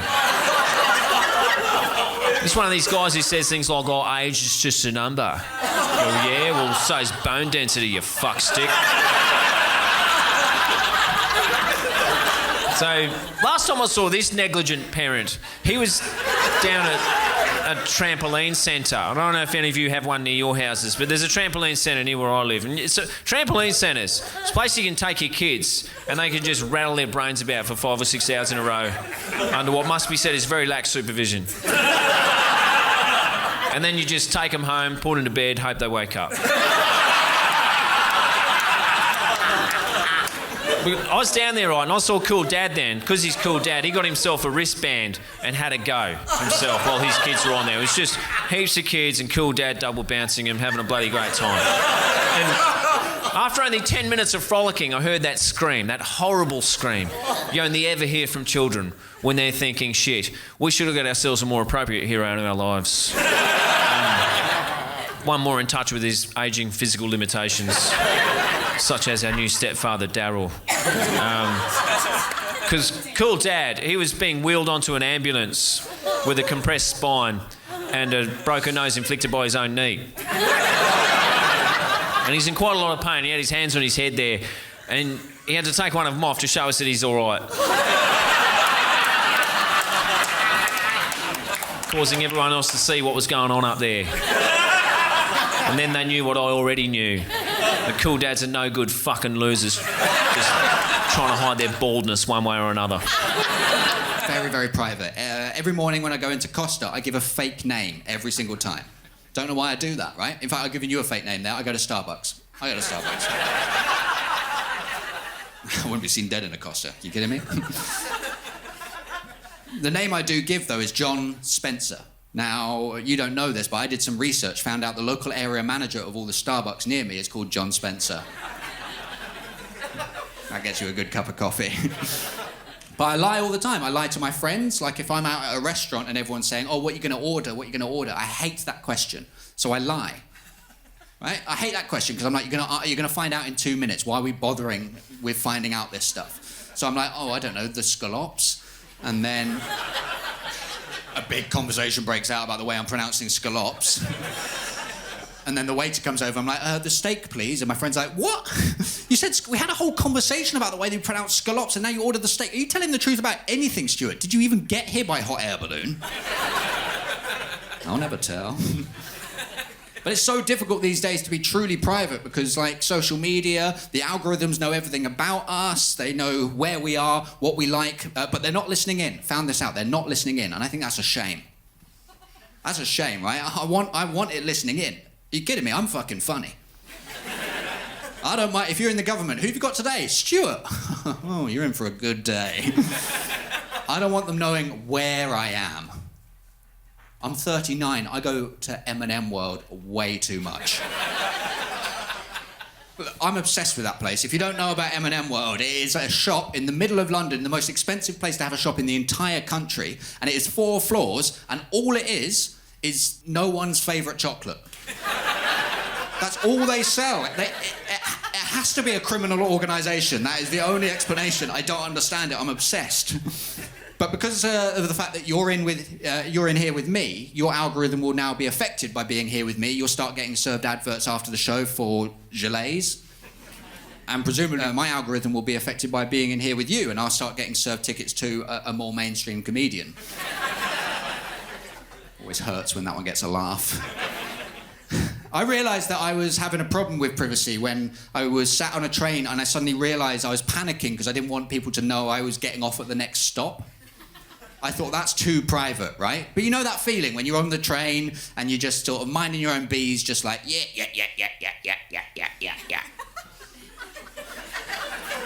You know that feeling? You're just minding your own bit, yeah.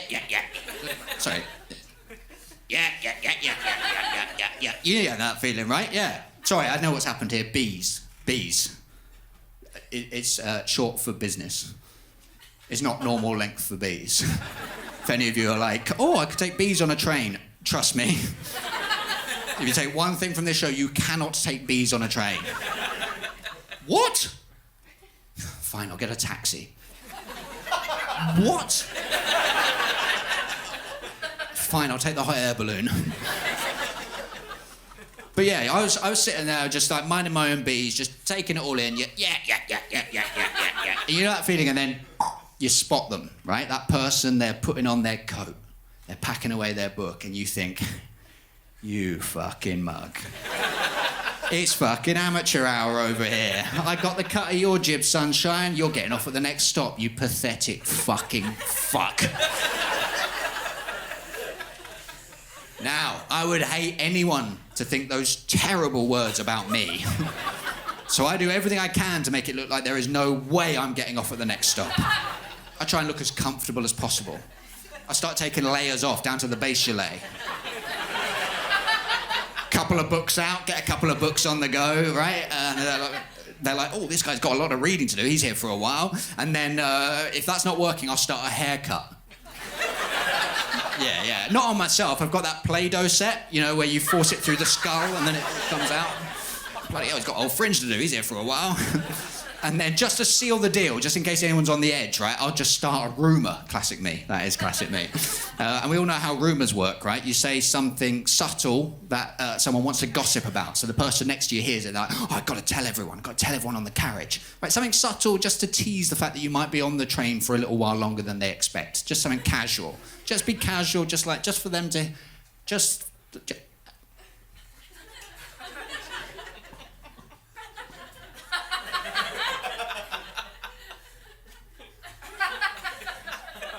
I am in this for the long haul.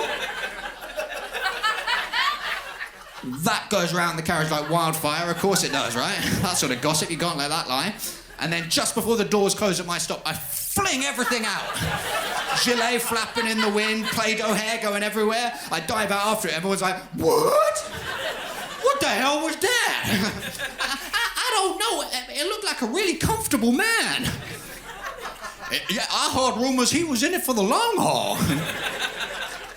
Yeah, I even took a photograph of him just in case someone asked me to design a pamphlet about how comfortable train travel can be. Oh, you're a graphic designer, are you? No, but I harbour ambition.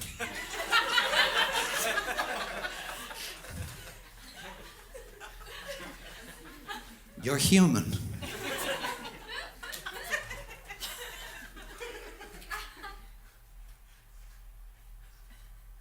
I'm human. And then they kiss.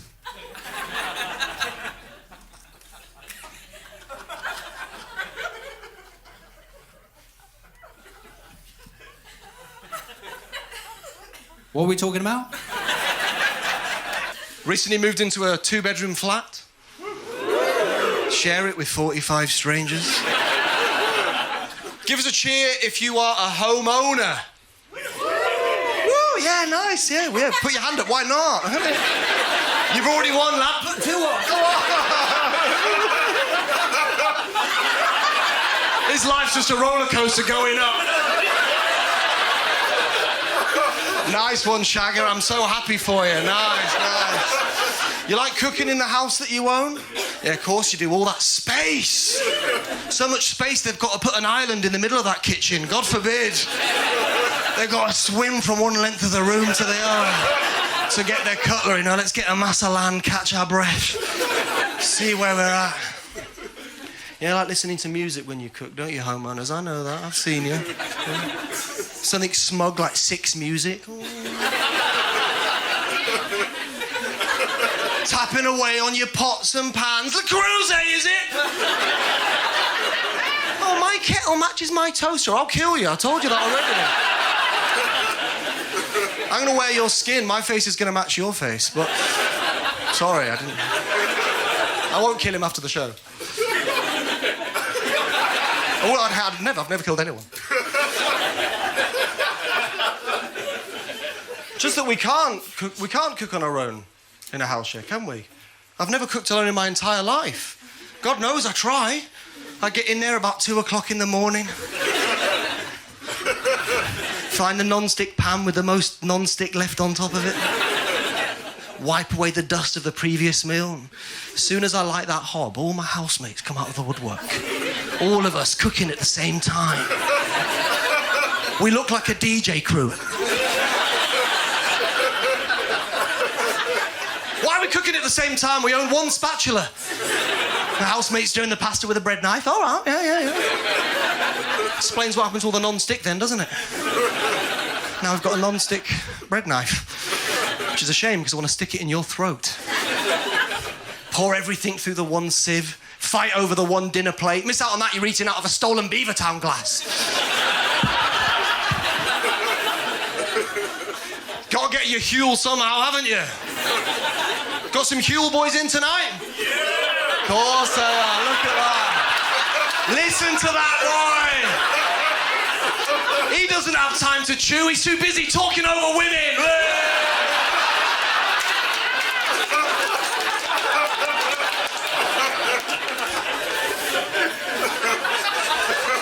You got the Huel t-shirt? Oh yeah, big time. Left it at home. You left it at home, such a shame. kind of man is wearing a Huel t-shirt? You know the way like venomous animals are brightly coloured?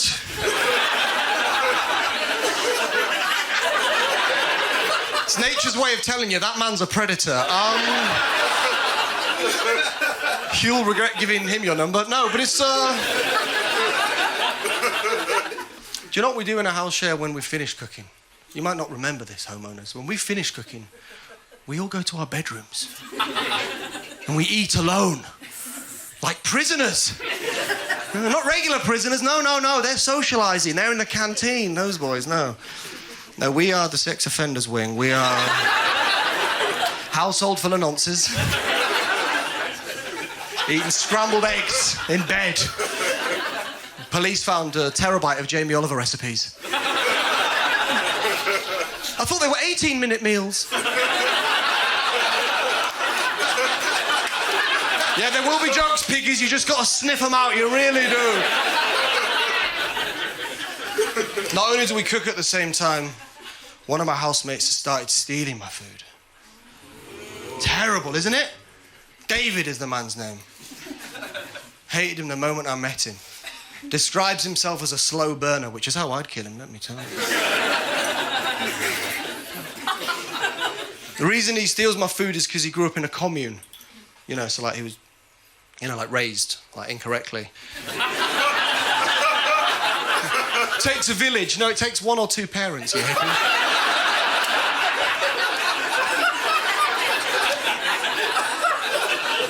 You know, so stealing is just part of his culture.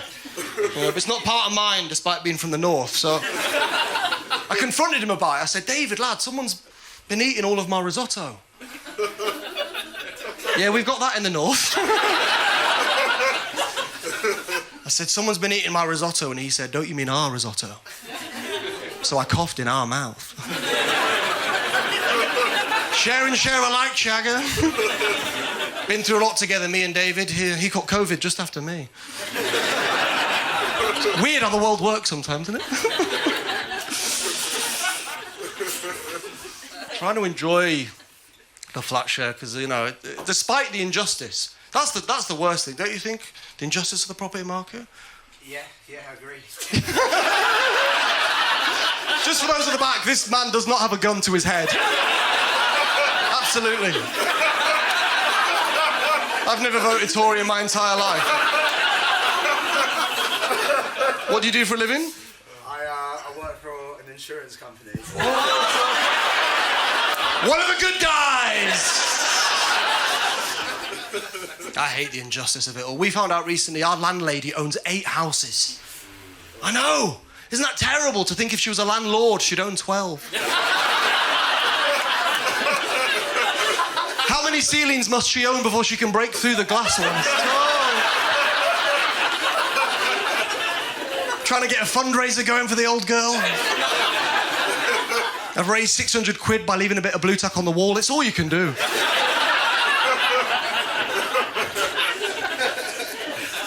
I am trying to enjoy it, but I don't work in insurance, so, you know, I realise I'll live there for a long time. Because I do this. In one of the most expensive cities in the world. I've done the maths. I'll probably die in that flat share. Sounds depressing, doesn't it? But it's not. I'm looking forward to them lot cleaning up after me. And they'll be bitching about it on the WhatsApp group. Excuse me, guys. I'm not sure who left the corpse in the living room. I'm gonna buy a gun, shoot myself, and put it on Splitwise. I swear to God! Why do we have WhatsApp groups with the people we live with? Do you know what I mean? Like, the house is the group. We don't need to text. Walls are so thin, every time I sneeze, I hear someone typing out "bless you" in the next room. Thin walls in our flat. So believe you me, the winters are freezing. We don't turn on the heating because we don't want each other to be happy. Luckily for me, I've got a Lenovo laptop from 2012. So. 3 tabs on Google Chrome, my neighbours are sweating. I open Zoom, the whole street's on holiday. Bloody hell! Tenerife is a calling.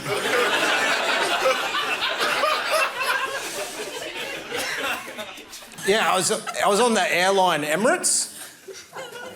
Yeah. And the seats recline the most furthest. Yeah, you didn't know that, but yeah. They have like a rich cornucopia of entrees, a veritable tapestry of mains, and a wide variety of desserts. Some of the widest selection of options on any modern aeronautical vessel. But when it comes to Emirates, the airline, your freedom drops dramatically when you land in the country. Like the sky to land ratio of freedom plummets dramatically when you land in Emirates. It's Shiraz in the sky, Sharia in Dubai. That's a bit of a limerick for the Irish people in the crowd.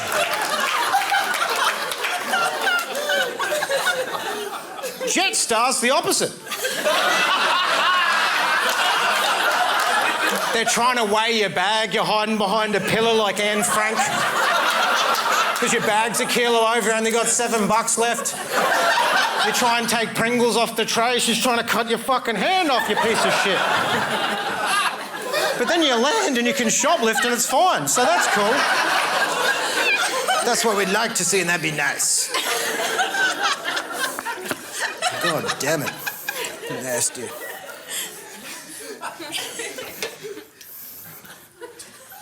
Oh, guys. Imagine if there was a fantasy portal from another world and an elf came through right now. You'd be like, you don't belong in this realm. This is a clear realm violation. If an orc came through, you'd be like, I just saw your colleague from the Enchanted Forest, the elf. What's going on here? This is unbelievable.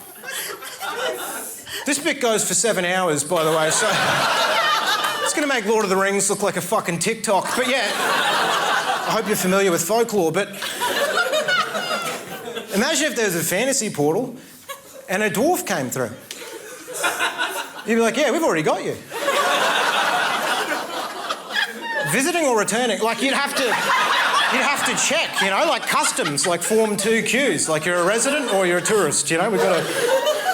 Fantasy authors are crazy. It's the only mythological character that's just a regular dude.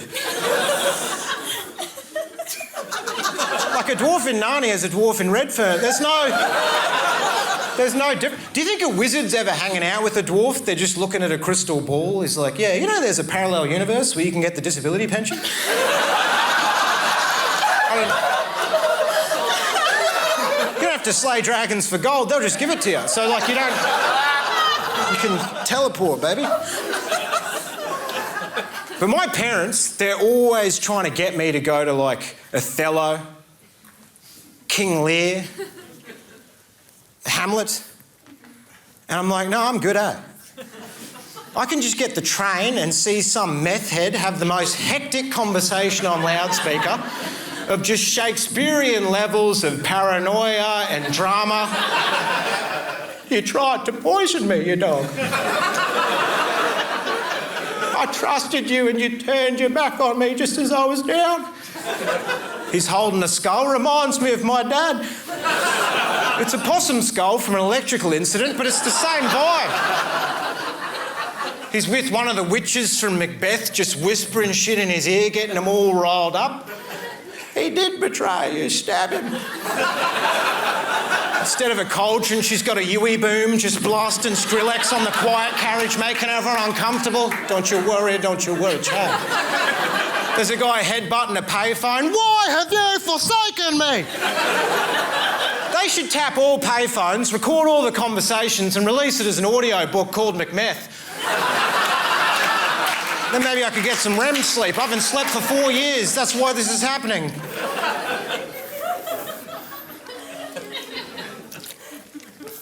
They come up to you out of the street, these characters. Slings and arrows of misfortune, nangs and durries cost a fortune. Meth heads are like bridge trolls because they speak in riddles and block your path. And if you don't solve them, you get hepatitis. They're like, you, me, and 3 hobgoblins stole Mr. Magoo's wand, yes? And you're trying to calculate the best response that's going to minimise the situation. You're like, maybe if I participate in his version of reality, he'll appreciate that and let me pass into the gentrified zone. So I can go to Fishbowl. You're like, yeah, I remember. He's like, wrong, motherfucker. God damn it. I dropped acid before this and I'm still trying to find it, and people offer me acid oil. I'm like, I'm already tripping. You don't bring paprika to Sandeep's Curry Hut. It's spicy enough. Man, we glorify serial killers now. Eh? There's no segues here. You know, like remember Ted Bundy? They got Zac Efron to play him. That's not right. Serial killing's the only crime where you get a glow up. When I got caught stealing a Yabby pump from Aldi, they just released the CCTV footage. They didn't hire Chris Hemsworth to reenact it. And now they go into the origin story of these sick puppies. You know, they go right back on the backstory. They're like, yeah, he had a weird relationship with a frog when he was 6. So you start empathising with them. You're like, yeah, I get it, brother. If I had a weird relationship with a frog when I was 6, I'd also store my co-worker's torso in a barrel of acid and dissolve it. Jeffrey Dahmer's got a better chance of redemption than Ellen DeGeneres. That's the problem with Ellen. She didn't go far enough. She stopped her bullying. She should have cut him up into tiny pieces. Then people would visit her in prison and watch her dance through the plexiglass, just with the sticker-skewered heads swiveling around like a kebab spit. That's Ellen, my Ellen, baby. I love you. You're a monster. You're my monster. Voldemort's got a better chance of a comeback than the woman who created him. She who must not be named. Because I think it's better to dismember than misgender. You can't microdose evil, you've got to double drop. If you make a faux pas at a party, just eat everyone there. Because then they'll make a documentary about it. They'll be like, he was hangry.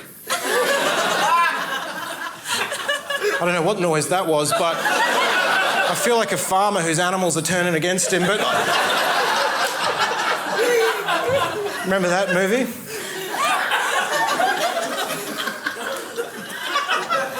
But you know President Zelensky? I love this guy. I'd love to have a fling with Zeleng. Because of the way he looks. My friends call me Finocchio because the more I lie about being gay, the harder my dick gets. I'm like, I like pussy, boy. That was as hard to do as it was to listen to. That's a free trade agreement. But he's at peak hero, Zelensky. Like, it can only go down from there. One mistake. You know, when you're at peak hero, like, he'll be rude to a waiter. Someone will film it, it'll be like, bye-bye, Zelensky, bye now. Meanwhile, Putin will get diagnosed with ADHD, and we'll be like, that's why he did it, I guess. One of the symptoms is an ex in Crimea now. He'll release a book, Mein Kampf, My Struggle with Focus.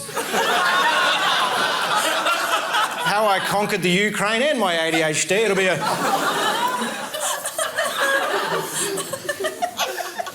I'm still trying to work out who the coward is in the coward punch thing. Because on the one hand, you've got a guy who's willing to risk it all.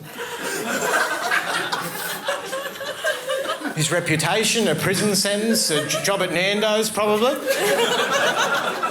All just to hit a stranger for absolutely no reason. And on the other hand, you've got a guy who dies from one punch. What a pussy. You know, like... Who's the coward in this situation? The guy who achieved what Mike Tyson couldn't? Or Humpty Dumpty head slumped on the sidewalk like a rag doll?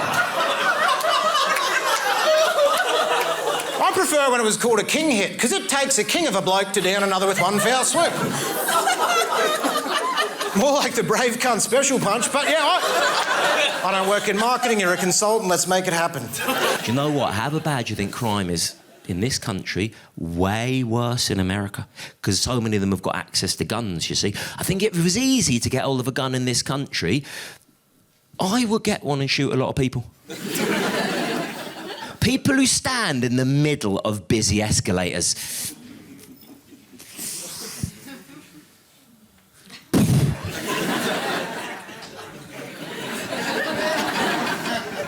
My daughter. I could finally get an appointment with my GP. Just kick open that waiting room door.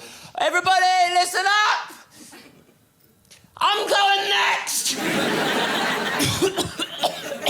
I've woken up with a very sore throat and I've been in a hole since this morning!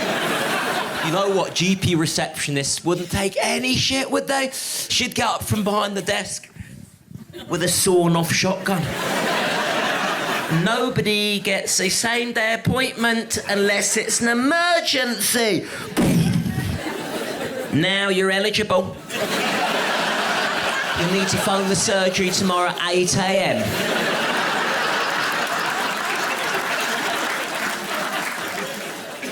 So, Harry and Meghan.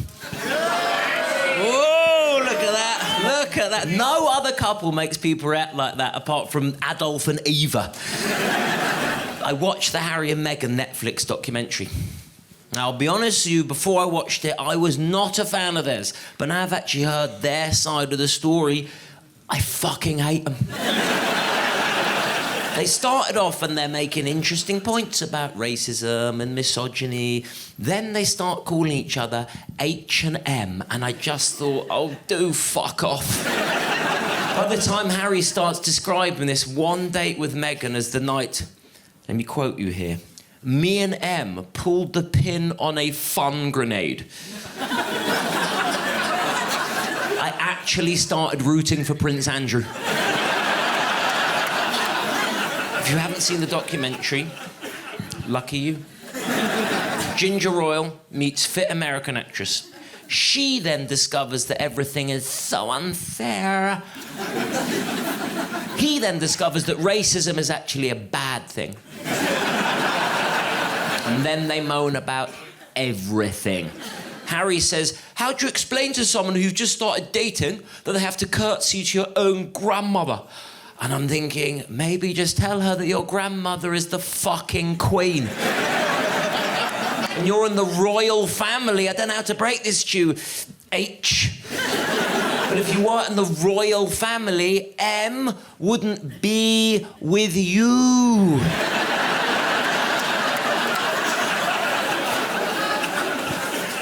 They were complaining that to pay for their own security. They were not happy about that.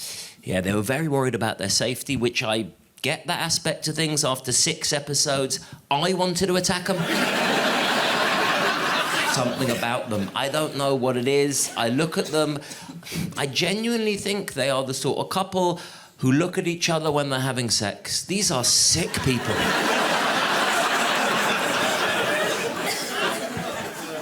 There's one thing I genuinely like about Harry and Meghan, how angry they make Piers Morgan.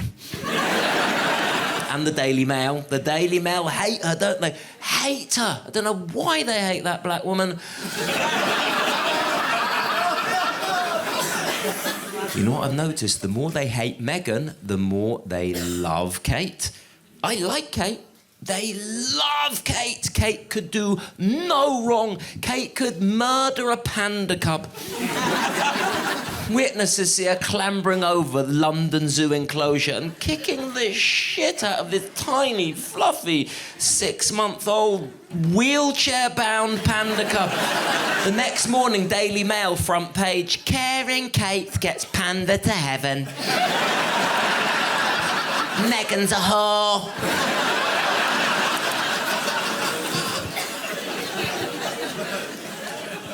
Have you heard that phrase, a country gets the politicians it deserves? What do you think we did? All of them, right? I mean, Keir Starmer, he looks like the sort of bloke you'll get stuck talking to at a mate's wedding. Oh, shut up, please. Rishi Sunak looked like the sort of bloke who still gets tucked in at night. Night, Rish. You done a wee-wee? Good boy, I've checked all the cupboards for monsters. It's all in your imagination, OK? Poor people aren't real. Liz Truss, that should not count as Prime Minister. That was work experience. And we weren't allowed to vote for 2 of the last 3 of them. Isn't that mad? Britain's Got Talent is more democratic than Britain. Like, for 3 years, the only chance any of us had to vote for anyone in government was when Matt Hancock went on I'm a Celebrity. Then he came 3rd on the show. Wow, the public vote, the public forgave him.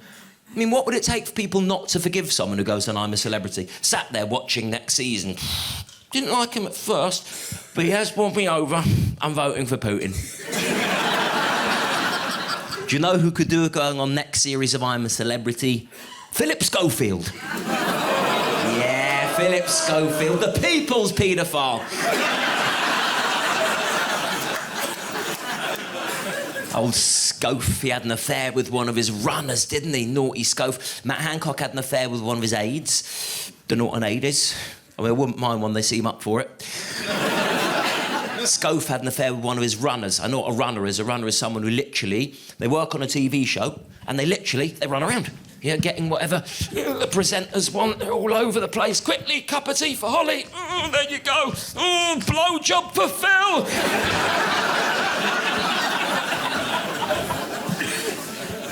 A couple of seasons ago, I got interviewed to go on I'm a Celebrity. I didn't do it. Thank you for worrying. I didn't. One, I wasn't sure if it was the right thing for me to do. 2, they turned me down. They said not enough people know my name. Well, they've got a little bit of a point. Like, once a week, someone will come up to me in the street and be like, mate, massive fan of yours, can I grab a selfie? What's your name again? And I'll say, oh, thank you, it's Simon Brodkin.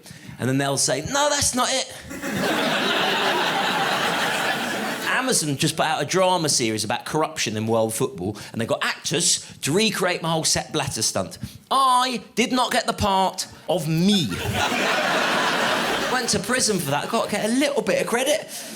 The funny thing about that stunt, after I threw the money over Sepp, I'm dragged out the room and I'm held just outside the press conference. 2 minutes later, Sepp abandons the press conference, and then he stood next to me. We're like a couple of naughty school kids who've both been sent out of class. One of them for chucking something, the other one for fraud, bribery and money laundering. He turns to me, he says, you should be ashamed of yourself. Fucking, I want to slap him, but I was handcuffed to a chair. And I got dragged to this police cell in downtown Zurich. It was gorgeous.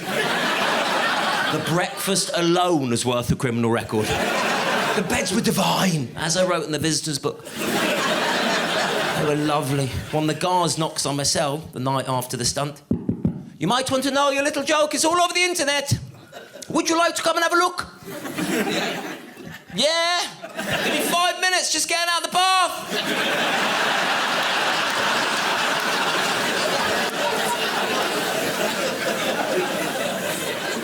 Biggest bastards were the American law enforcement after I stunted Donald Trump. So Trump was opening one of his golf courses in Scotland, right? And he was giving this big speech on the green in front of the press. I dressed up as if I worked on the resort, and then I threw hundreds of golf balls at his feet, and I said, everyone, this is part of the new Donald Trump golf range. And they all had swastikas on them. He didn't find it funny. It was actually the Scottish police that got to me first. Cuffed me, arrested me, chucked me in the back of a van. I sat there crapping myself for over an hour. And then this big, burly, armed officer yanks open the van door, says, "Yous, mate, are very fucking funny." Loosens my handcuffs, gives me a sip of his iron brew, then gets me to sign one of the golf balls. They were great, yeah, the Scottish police, they were amazing. They persuaded the Americans not to press charges against me, and then they drove me to Glasgow Airport. I got a flight back to London, or, as they told Donald Trump, they deported me.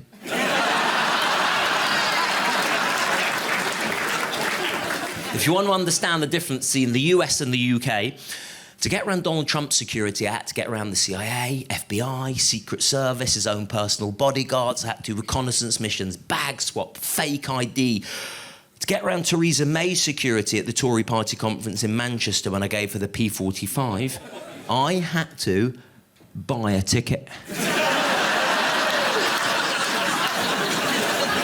So normally after a stunt, there's a little bit of press interest, a few photographers camped outside my house, and then a few days later, everyone's moved on and forgotten about it. After Trump stunt, it was different. Because after Trump stunt, the Donald Trump supporting Grand Wizard of the KKK, Mr. David Duke himself, outed me as a Jew. Now, to be honest, I already knew. So I was actually okay, KK.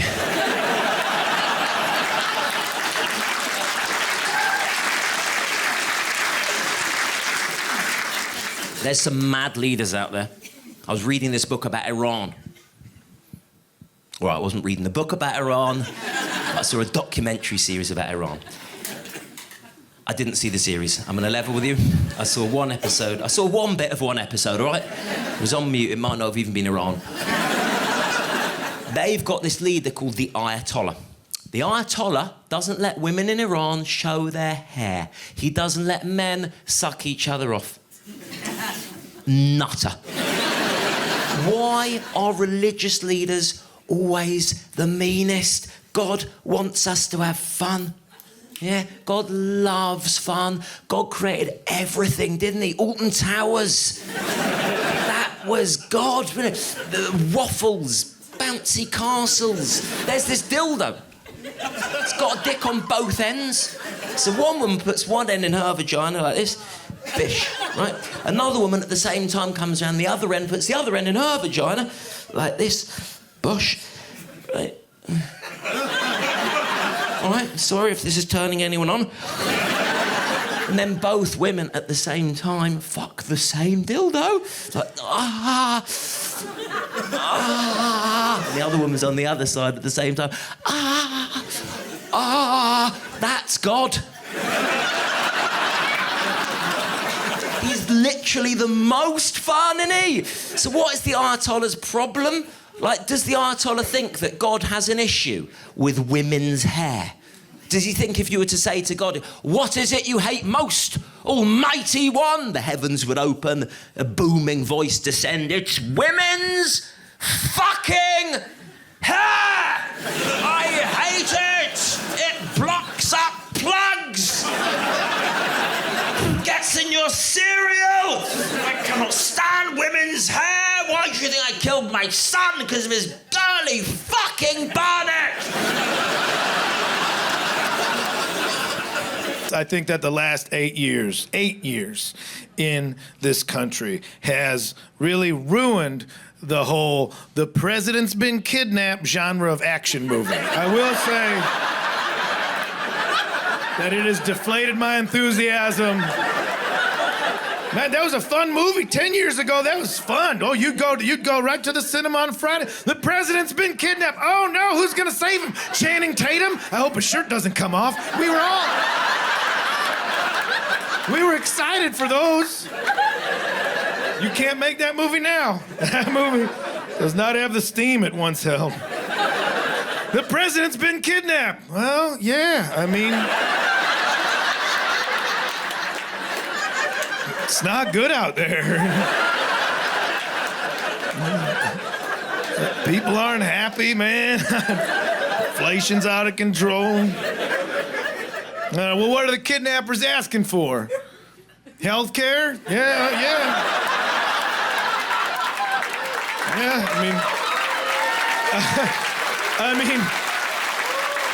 don't get me wrong. I'll watch it, but I'm not rooting for who you want me to root for.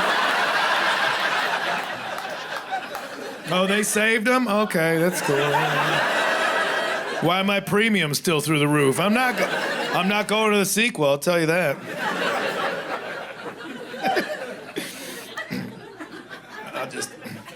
That's like I like all those action movies. I like the President's Been Kidnapped movies. I like all the action movies are my escape. The world's filled with drama and turmoil and heartbreak. I don't need to go to the movies for that. I can just look outside and be like, "Ow, it's bad." And so I like action movies because of the escapism. The dumber, the better. That's how it's plot holes, explosions that don't make sense. Give it to me. Why are you in space? Nobody asked. All right, fine.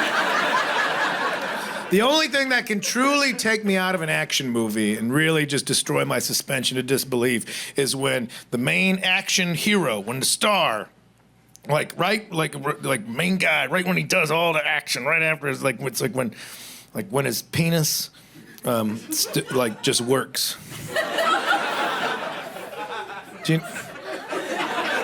Okay.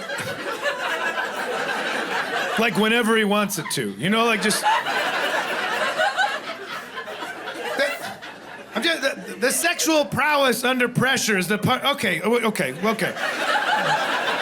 My favorite action movies of the current day and age that we're in are the Fast and the Furious movies. Those are my favorite ones. Arguably, sure. But even cheering, we know they're the dumbest ones out there. They're dumb, they know they're dumb, and we know they're dumb. And we're still like, give them to me. How dumb are the last one was called Fast X for Fast 10. There's 12 of them.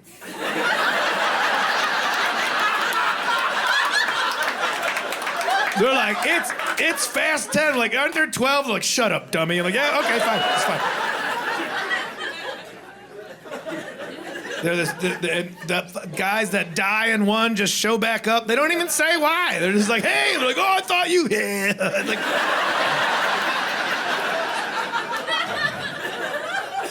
and then they're formulaic, they're elaborate, but they're truly formulaic. Like, right, I'm going to describe one of the Fast and Furii to you right now, and pretty sure that's how you pluralize it. So, and if you don't know the franchise, you will not know if I'm just making this up, just pulling it out of my ass. You will have no. And if you do know the franchise, you still will not be sure, because they just blend into one long Camaro explosion. But say we'll choose anyone from like in the middle. So let's say like 3 to 8. Let's say anywhere in there. You never know what it's going to be. They've already done their first heist. They've established themselves. They've got their millions. You know, this rapscallion crew of Honda Civic jockeys. They've made a few bucks and now they're in different parts of the world, just enjoying their life. We really did it. Nothing can go wrong now. And that's when just a representative from the U.S. government comes in like, we need this crack team of DVD player thieves.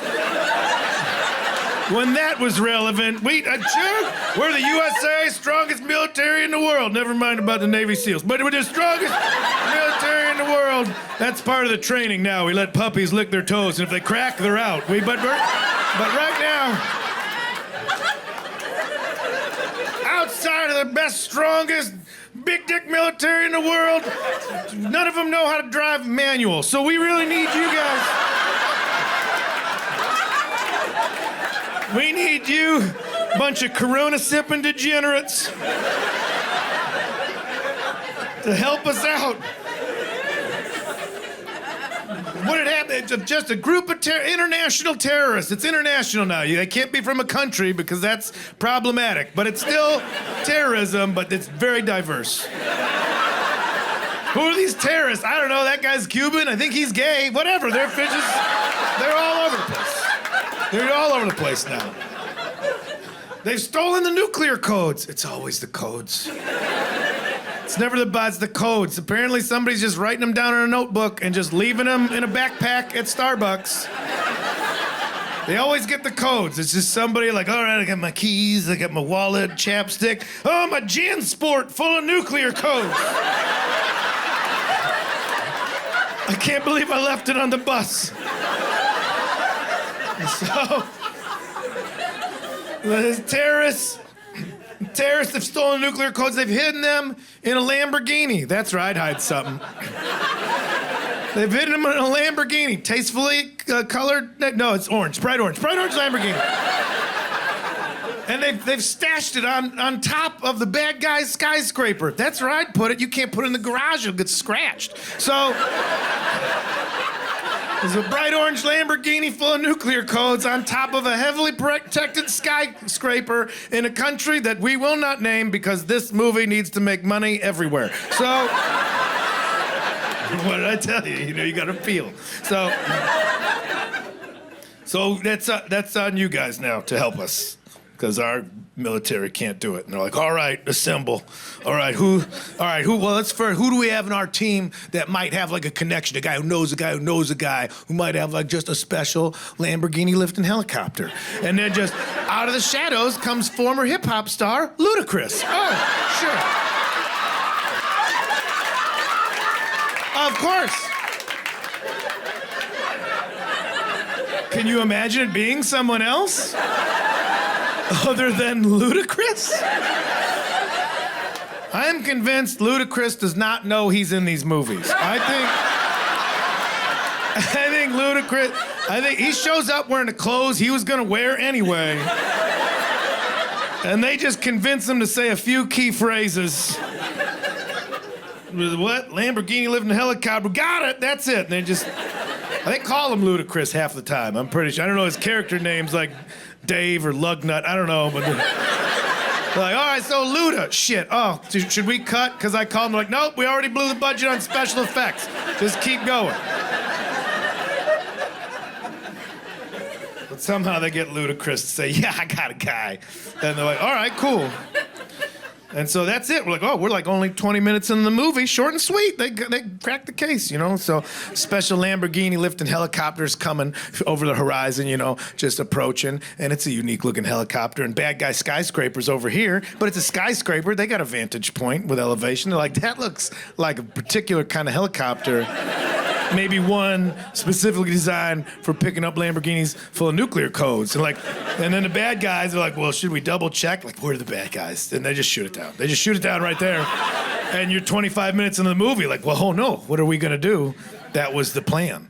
And so now we gotta go back to the clubhouse where everybody's hanging out. And we're like, all right, well, that plan, that was our one shot. So now we gotta go the real unorthodox, maybe something like with math and science and engineering. Do we have somebody in our group with like that kind of brain, that analytical thinking that could like figure out some way with engineering to get the car off there? Oh, yeah, former model Tyrese, of course. Of course, when I think of engineering mastermind, I think of Tyrese. Tyrese, I believe, is reading the script just below the camera at all times.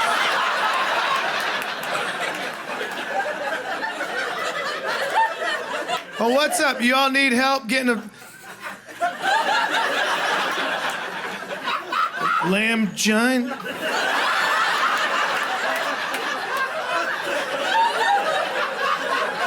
That says Lamgina, man. That's how it's spelled. Oh. Y'all need to get a Lamborghini off a building.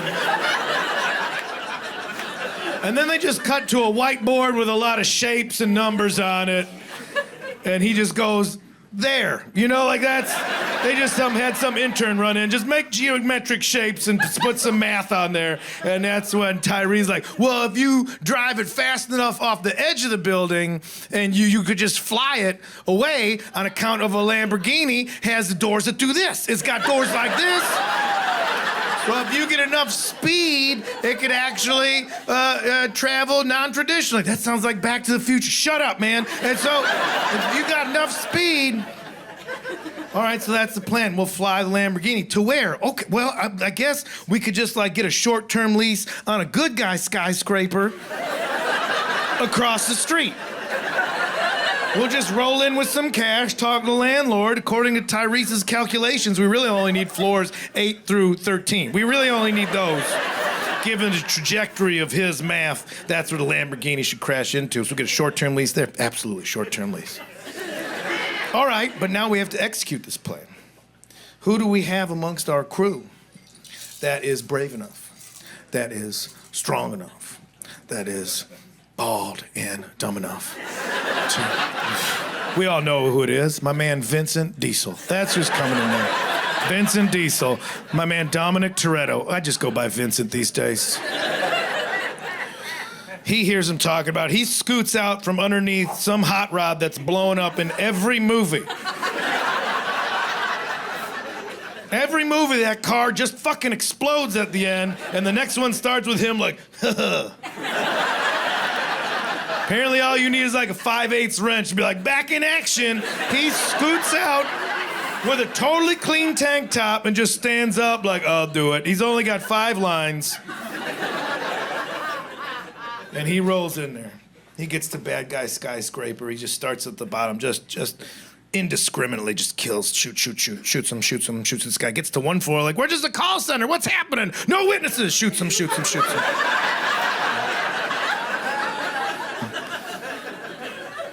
Gets him to what? We're just United Airlines customer service. What's going on? Double tap.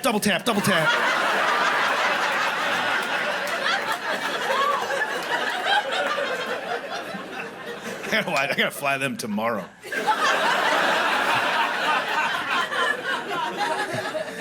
He just kills everybody in the skyscraper and gets up to the roof where the Lamborghini full of nuclear codes. He gets in. And there's always a minute where he just like is horny for the car. Where he's like, you know. Why? He fires it up, backs up, shoots it towards the edge of the building. Boom, it goes. He pops the doors. That's it. They're the wings. It's flying. Of course it's flying. We've all agreed that this is real.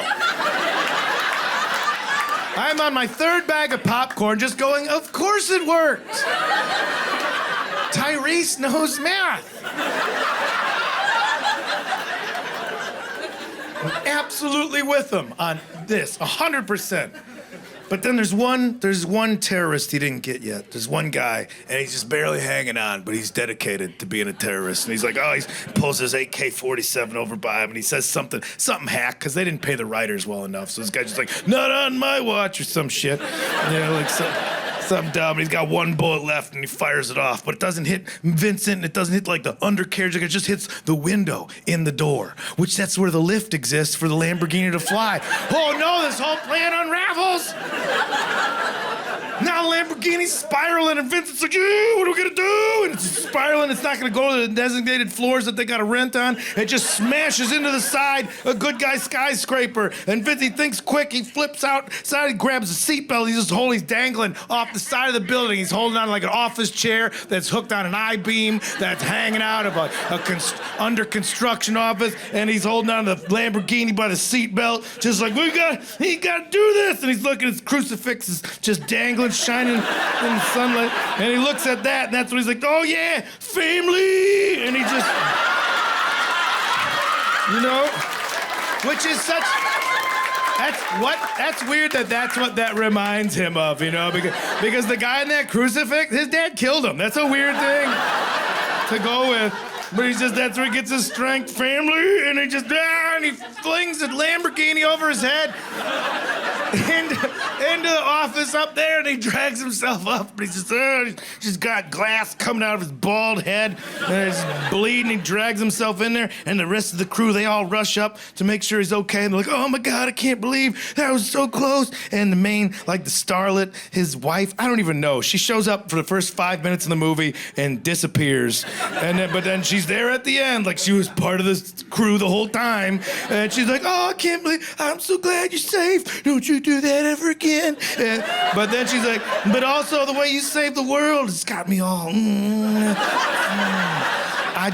every time you just assert yourself this way, we should fuck. And he's just laying there bleeding like, all right. And that's the part of the movie where I'm like, okay, I was with you the whole time. I was with you from ludicrous, just being called ludicrous, from Tyrese knowing science. I was on board with everything. Flying Lamborghini, instantly, of course. But there's no way he's fucking rocking up for this. And that, not then, no. know. I just want one action movie where that's the moment where it really hits the realism, where it's just like everything happened, there's explosions, death, blood, and I just want the main guy to just be like, what? Are you fucking around? Did you not see what I just... Can I get like 20 minutes? Jesus Christ. I see.